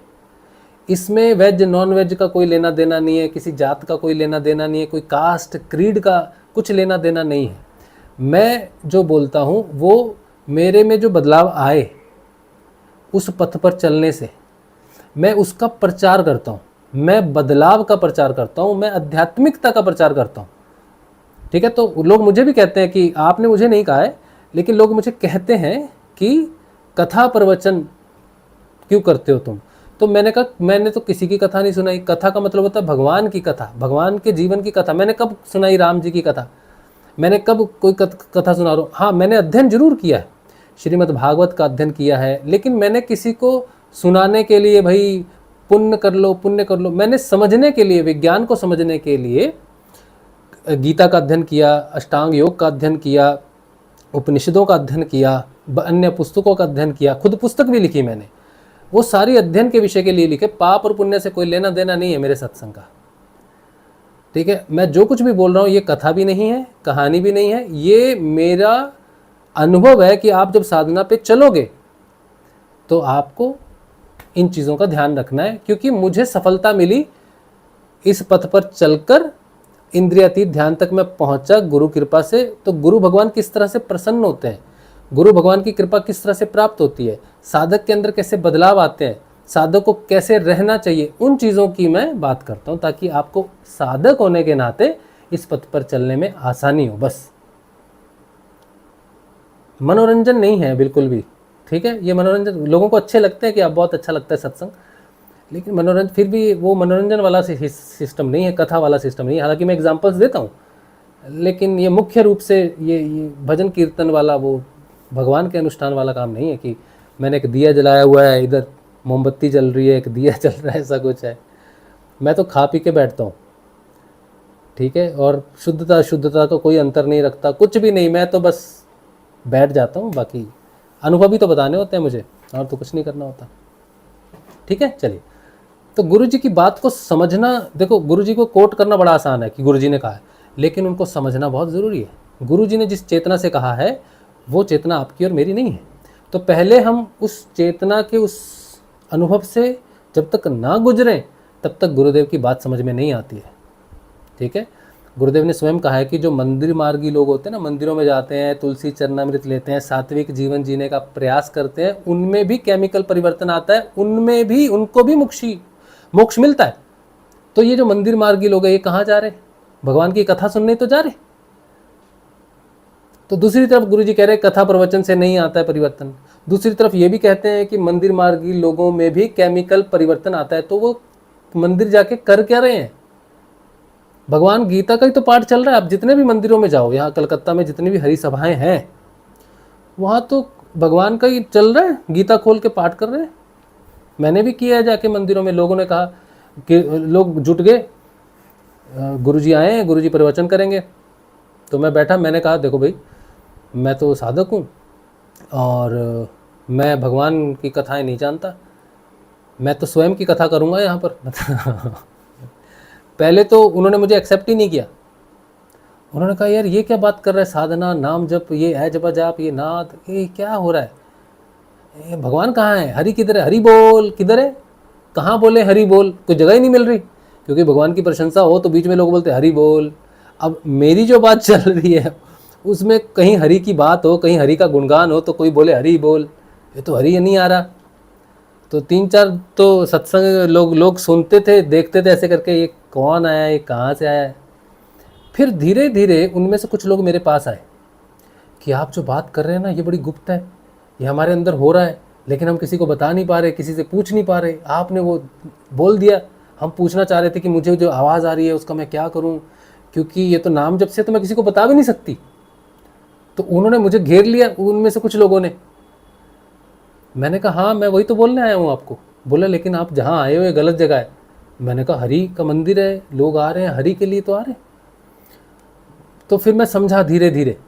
अच्छा, जो लोगों ने मेरा शुरू में विरोध किया, फिर वो पूछते थे आप कब आओगे, आपकी बात सुनने में लग तो रही है कि सत्य है, सत्य की बात कर रहे हो ना। मैं कहा हाँ, मेरे लिए भगवान सत्य स्वरूप है, राम कृष्ण ये आपके लिए स्वरूप है, मेरे लिए सत्य ही मेरा ईश्वर है, सत्य ही मेरा गुरु है, सत्य ही मेरा इष्ट है, सत्य की मैं बात करता हूँ, सत्य के प्रति जागृति की बात करता हूँ।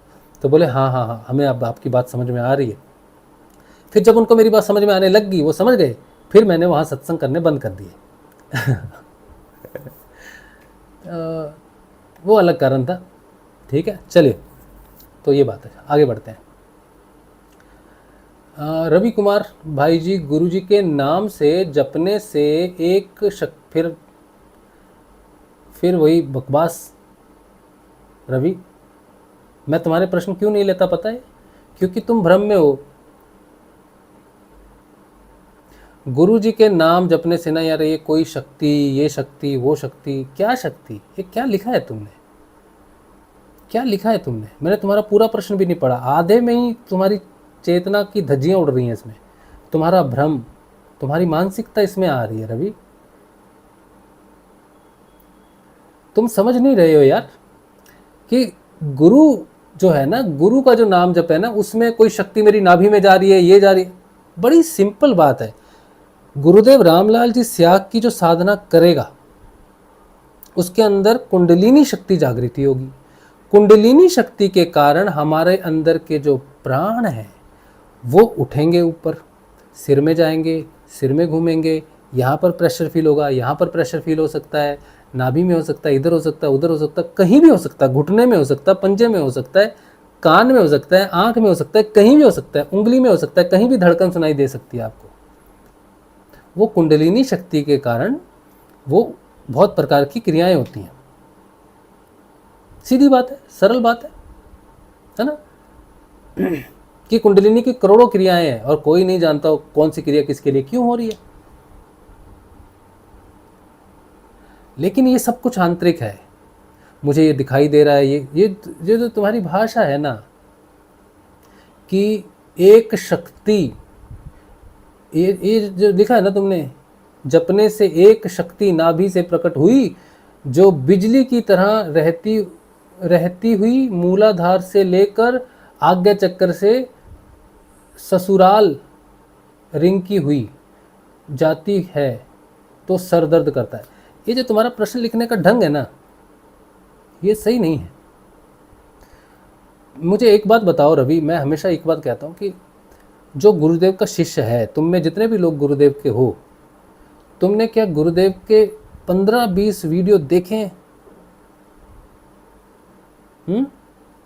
चलो 15-20 छोड़ दो, गुरुदेव का कोई एक वीडियो पकड़ो, कोई भी एक वीडियो पकड़ो, उसे 15 बार देख लो, तब भी तुम इस तरह की लैंग्वेज यूज नहीं करोगे। तब तुम्हें पता चल जाएगा कि गुरुदेव स्वयं ही शक्ति है, जो कुछ भी है गुरुदेव है। और दूसरी कोई शक्ति का नाम लेना भी है तो तुम साफ लिखोगे कि मुझे कुंडलिनी महसूस होती है, मुझे कुंडलिनी नाभि में महसूस होती है, ये बोल सकते हो, कंठ में महसूस होती है, इधर महसूस होती है। दूसरी भाषा तुम शक्ति के लिए यूज़ कर सकते हो प्राण, कि मुझे ऐसा लगता है मेरे प्राण ऊपर उठ रहे हैं, मेरे सिर में घूम रहे हैं। ये जो लैंग्वेज है ना, प्राण, कुंडलिनी और गुरु, इन 3 शब्दों को ही शक्ति के रूप में तुम ला सकते हो। एक शक्ति आती है, एक शक्ति होती है, एक शक्ति उठती है, ये भाषा गुरुदेव के शिष्य की शोभा नहीं देती। इसीलिए मैं सबसे ये रिक्वेस्ट करता हूँ कि आप गुरुदेव को जब सुनोगे ना, तो गुरुदेव की भाषा से ही आपको बहुत ज्ञान हो जाएगा कि वो बोल क्या रहे हैं। और जो आपके अंदर जागृत हो रहा है वो कुंडलिनी है, कोई शक्ति नहीं, वो ऐसी वैसी कोई शक्ति नहीं है। कोई राकनी, लाकनी, डाकनी, शाकनी, ये सब होती हैं शक्तियाँ, लेकिन इससे तुम्हारा कोई लेना देना नहीं है। ठीक है, मैंने एक बार बात की थी शक्ति हाकिनी की। वो क्यों की थी मैंने? क्योंकि मैं डायरेक्ट शक्ति की बात नहीं कर रहा था, मैं एक मुद्रा को एक्सप्लेन कर रहा था। मैं काली की बात करता हूँ, काली मुद्रा से बात करता हूँ। एक शक्ति होती है जो योनि में रहती है, उसकी बात मैं करूँगा कुछ दिनों में। लेकिन मैं इसलिए नहीं करूँगा कि मुझे किसी शक्ति की बात करनी है, मैं इसलिए करूँगा कि कुछ मुद्राओं के जब हम बात करेंगे, हृदय पे कुछ मुद्राएं हो रही हैं, कुछ यूट्रस के लिए, कुछ योनि के लिए, ठीक है, गर्भाशय के लिए, कुछ हमारा जो पुरुषों का जो प्राइवेट पार्ट्स होते हैं उनके लिए, वहाँ की कुछ ऊर्जाएं होती हैं जो रुद्र ग्रंथि से जुड़ी होती हैं, हीट ऊर्जाएं होती हैं, वो जो हमारे प्राइवेट पार्ट्स को और नीचे के हिस्से को ऊर्जा से स्पंदित करती हैं, जिससे हमारे अंदर की वासनाएं, क्रोध, काम, ईर्ष्या स्पंदित होती हैं चीज़ें। ठीक है, कर्म और सोच है वहाँ पर। तो जब हम ऊपर बढ़ने लगते हैं तो नीचे की ऊर्जाएं स्पंदन में आती हैं, जिससे कुछ क्रियाएं, कुछ मुद्राएं लगनी शुरू होती हैं। लेकिन बात करने का, प्रश्न पूछने का एक सीधा ढंग होना चाहिए। तो अगर आप उस ढंग को समझना चाहते हो कि एक आध्यात्मिक व्यक्ति, एक साधक को किस तरह से बात करनी चाहिए, तो वो अपने गुरु का अनुसरण करे, गुरु की भाषा का अनुसरण करे। गुरु कैसे बात करता है, उसने अपनी स्पीचेस में शक्ति को क्या स्वरूप का नाम दिया है, संदिग्ध रूप से शक्ति को प्रकट नहीं करना। ये जो आपने प्रश्न लिखा ना, इसमें ऊर्जा पर प्रश्न उठाया है, संदिग्ध कर दिया उसको। एक शक्ति नाभि से प्रकट होती है। अब ये कौन सी शक्ति है बोलो? कितनी शक्तियां हैं संसार में? एक ही शक्ति है। और उसको अगर आप नहीं जानते हो, कोई व्यक्ति कहता है ना मेरे अंदर कुछ ये शक्ति आ गई, वो शक्ति आ गई। कौन सी शक्ति आ गई तेरे अंदर? एक ही शक्ति है, परमात्मा ही वो शक्ति है। और कोई नेगेटिव पॉजिटिव कुछ भी नहीं है। नेगेटिव पॉजिटिव तो जैसे पानी है, पानी को आप कीचड़ में डाल दो तो गंदा पानी, साफ जगह डाल दो तो साफ पानी। पानी तो पानी है। तो ऊर्जा है, शक्ति तो शक्ति है। आपकी सोच इस शक्ति को नेगेटिव और पॉजिटिव करती है। जो सकारात्मक है उसके लिए शक्ति सदैव सकारात्मक है, माँ है। और जो नकारात्मक है उसके लिए शक्ति काला जादू, हरा जादू, पीला जादू, पता नहीं कौन कौन से जादू हैं। तो इसीलिए जो भी मुझे सुनता है ना, वो खास करके इस बात को ध्यान रखे कि आप जब प्रश्न पूछोगे ना तो आपकी मेंटल अलाइनमेंट बिल्कुल सही सीधी होनी चाहिए। नहीं तो साधना में आओगे तो विकृत हो जाओगे आप। मैंने देखे हैं लोगों को विकृत होते हुए। तो मैं एक बार आपके सवाल का जवाब दूंगा, 2 बार दूंगा, तीसरी बार नहीं दूंगा, क्योंकि मुझे अपना समय नष्ट नहीं करना आपको समझाने में। मैं एक सकारात्मक व्यक्ति हूँ और सिर्फ सकारात्मक सोच वाले व्यक्तियों के साथ ही संपर्क रखता हूँ मैं। ऐसा नहीं कि मेरे जीवन में कोई नकारात्मक व्यक्तियों से मेरी मित्रता नहीं हुई, लेकिन हम उनके साथ रुके नहीं। जैसे जैसे हमें ये ज्ञान हुआ कि इस तरह से लोग 2 प्रकार के होते हैं, 2 दिशाओं में चलने वाले होते हैं, तो हमें शक्ति को सिर्फ सकारात्मक रूप में देखना है। तो हमने अपना पथ सिर्फ सकारात्मक रूप से ही आगे बढ़ाया है। और आज भी हम सिर्फ सकारात्मकता को ही प्राथमिकता देते हैं। हम ना तो नकारात्मकता की बात करते हैं, ना ही नेगेटिव ऊर्जा में विश्वास करते हैं। ऐसा नहीं है कि मेरे विश्वास नहीं करने से कोई नेगेटिव ऊर्जा होती नहीं है, लेकिन हमें उस विषय में हम उसे नेति कर देते हैं, नकार देते हैं। नेगेटिव ऊर्जा को ख़त्म करना है तो सिर्फ उसे नकार के ही किया जा सकता है। ना तो उसके साथ लड़ा जा सकता है, ना उसे ख़त्म किया जा सकता है। उसे सिर्फ रूपांतरित किया जा सकता है। और रूपांतरित तभी किया जा सकता है जब हम उसको डिक्लाइन कर दें। We do not need you, we do not believe in you. मैं तुम में विश्वास नहीं करता, मुझे तुम्हारी आवश्यकता नहीं है। मैं सिर्फ सकारात्मक ऊर्जा में ही विश्वास करता हूँ। आप नेगेटिव ऊर्जा को कह दो कि मैं आप में विश्वास नहीं करता, आप वो उसी समय रूपांतरित हो जाएगी सकारात्मकता में। एकमात्र उसका अंत है आपका उसमें अविश्वास और सकारात्मकता में आपका विश्वास। बस इतनी छोटी सी बात है ना। चलिए नितिन ने हमें सत्संग में सहयोग किया है। बहुत बहुत धन्यवाद नितिन, आप रेगुलर सहयोग करते हो, बहुत बहुत धन्यवाद आपका। और जो भी लोग हमें सत्संग में सहयोग करते हैं, और मुझे उम्मीद है कि ये सत्संग चलेगा आगे, अगर आपका सहयोग हमें ऐसे मिलेगा तो। बहुत बहुत धन्यवाद। बाबा रे, इतने प्रश्न। उत्तम कूल, क्या बिना गुरु और बिना मंत्र आत्म जागृति और समाधि संभव है? नहीं। अमोल सबले, बुद्ध और हमारे गुरु, इसमें कुछ अंतर है और एक ही है अवस्था, बट रास्ते अलग हैं। कौन सा साइंटिफिक है न्यू टीनेज को बताने के लिए? ऐसे ही लिखा होगा आपने। देखिए, बुद्ध जो है ना, बुद्ध आत्मा की बात नहीं करते। बुद्ध के लिए मेडिटेशन, बुद्ध आप मेडिटेशन करो, आप अपने मन को शांत कर लो। मन से बुद्धि का जो सफ़र है वो बुद्ध का रास्ता है। बुद्धि को प्राथमिकता दो, मन के कंट्रोल में नहीं रह के अपनी बुद्धि से अपने जीवन को चलाओ, शांति स्थापित करो, तो आप सही चलोगे। ये बुद्ध है, बुद्धि के मार्ग पर चलने वाला, बुद्धि के शासन को स्थापित करने वाला बुद्ध है। लेकिन गुरु आत्मा के शासन को स्थापित करता है, जो बुद्धि को प्रकाशित करता है। गुरु का मार्ग बुद्धि को प्रकाशित करना है, और प्रकाशित बुद्धि स्वयं मन के प्रभाव से स्वतंत्र हो जाती है। तो आपको डायरेक्ट आत्मा के पथ पर चलना चाहिए, ठीक है। इसीलिए इस युग में बुद्ध नहीं बल्कि आत्मा की दिशा में सबको चलना चाहिए, आत्म जागृति की दिशा में चलना चाहिए, तो बुद्ध स्वयं प्रकट हो जाए। अगर बुद्धि पूर्ण चेतन हो गई तो बुद्ध हो गए। बुद्ध तो रास्ते में पड़ने वाला पड़ाव है, अंतिम पड़ाव नहीं है बुद्ध। ठीक है। रवि कुमार, मेरा मतलब है बदलाव की, जैसे कि मतलब कि एक प्रकार की ऐसी आज्ञा चक्र भी आती है, चीटियाँ, रिंगटोन, इस टाइप की। हाँ आती है, ये होता है, अनुभव होते हैं, कुंडलिनी के अनुभव होते हैं, ज़रूर होते हैं। लेकिन थोड़ा संभल के प्रश्न पूछना है तुमको, ठीक है? क्योंकि देखो इस पथ में मुझे अनुभव है, और कोई व्यक्ति आध्यात्मिक प्रश्न जब भी पूछता है ना, उसके शब्दों में उसकी चेतना होती है। किसी ने लिखा राम घर जा रहा है, ठीक है, लिखा राम घर जा रहा है, सिंपल बात है। लेकिन ये 10 लोग बोलेंगे ना राम घर जा रहा है, तो उन 10 की चेतना अलग अलग है, वो पता चल जाएगी।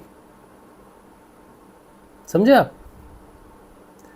तो आप किन जो शब्द को आप यूज करोगे ना प्रश्न पूछने के लिए, उसमें आपकी चेतना है। ठीक है, तो बहुत ध्यान से पूछना प्रश्न। क्या लिख रहे हो, लिखना बहुत महत्वपूर्ण है आपके लिए। और जो लिखकर डिलीट कर देता है मैसेज, वो डिलीट किए हुए मैसेज में भी चेतना है। आपने अपनी तरफ से डिलीट कर दिया है, लेकिन फिर भी वहाँ आपकी चेतना है, जो मुझे पता चल जाएगी कि हाँ क्या है बात। तो एक बार आप आ गए यहाँ पर और आपने कुछ लिख दिया यहाँ पर, तो समझो फिर आप फंस गए। आपकी चेतना आपके शब्द में आ जाएगी। आप कुछ भी लिखोगे ना, समझ में आ जाएगा कि पीछे क्या है, पर्दे के पीछे क्या है। मयंक सिंह जी, भैया जी नाभि से ऊपर कुछ नाचने लगता है। ये देखो फिर वैसे ही प्रश्न लिखते हैं, गर्दन तक। फिर माथे पे फड़कन होती है, संजीवनी गुरु मंत्र से। भाई जी हाँ, मैंने यही बोला है कि कुंडलिनी जो है ना, ये जो मैं आपसे इसलिए रिक्वेस्ट कर रहा हूँ कि आप ये मत सोचो कि कुछ है, कुछ चल रहा है, कुछ है। इस कुछ को हटा दो। कोई एनर्जी है, कुछ है, ये बिल्कुल इसको दबा दो, इसको जला दो, भस्म कर दो इसको, कुछ को। पूरी तरह से निश्चित रूप से बोलो कि गुरु भाई जी प्राण जो है ना ऊपर उठते हैं, कुंडलिनी जो है ना ऊपर उठती है, यहाँ से उठती है वहाँ जाती है। ठीक है, ये कुंडलिनी है या फिर उस कुंडलिनी का रास्ता साफ करने के लिए ऊपर उठने वाला प्राण है। बस 2 ही चीज़ें।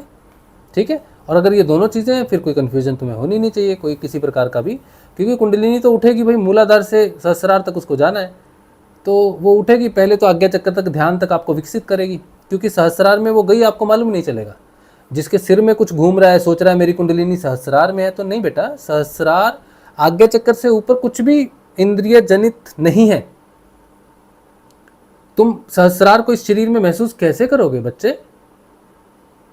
जो इंद्रियातीत है उसे कैसे महसूस कर सकते हैं? नहीं कर सकते। तो जो तुम्हारे यहाँ घूम रहा है वो तुम्हारा सिर है, तुम्हारी खोपड़ी, तुम्हारी बुद्धि में हो रहा है। ठीक है, वो शरीर में ही हो रहा है, अभी तुम्हें कहीं नहीं गई ऊर्जा भी। पहले तुम्हारा इंद्रियातीत ध्यान लगेगा, फिर उसके बाद तुम एक ऐसी स्थिति में चले जाओगे जो शरीर से अनुभव नहीं होता। सहस्रार शरीर से अनुभव होने वाली बात ही नहीं है भैया। कोई क्रिया नहीं है सहस्रार की, वो क्रियाहीन है। ठीक है, वो सेंस, वो कुछ नहीं, वो इंद्रियातीत है वो। तो सहस्रार का कोई भी अनुभव किसी को नहीं होता है।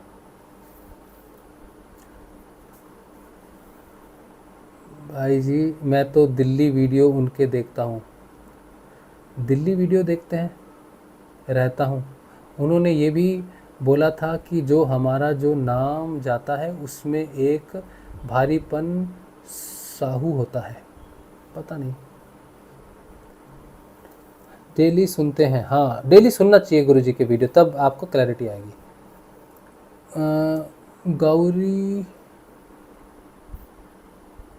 गौरी राठौड़, भाई आज कितने दिन के बाद सत्संग सुन रहे हैं? आज ज़्यादा सत्संग चलेगा? जय गुरु। चल तो रहा, अभी तो चल ही रहा है, 2 घंटे होने वाले हैं। तो होता ही है सत्संग, तो नियमित रूप से हो ही रहा है, बीच में 2-3 छुट्टियां हो जाती हैं, लेकिन अभी तो हो ही रहा है।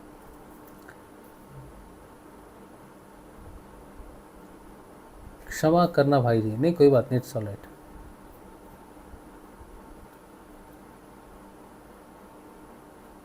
ठीक है, चलो आज का यहीं रख देते हैं आज का सत्संग। उम्मीद है कि आपको इस लंबे सत्संग से थोड़ा फ़ायदा हो साधना के इस मार्ग पर चलने का।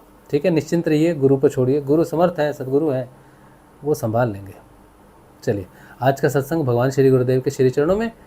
कल देखते हैं, कल ध्यान में सत्संग में प्रयास करते हैं मिलने का। जय श्री गुरुदेव जी।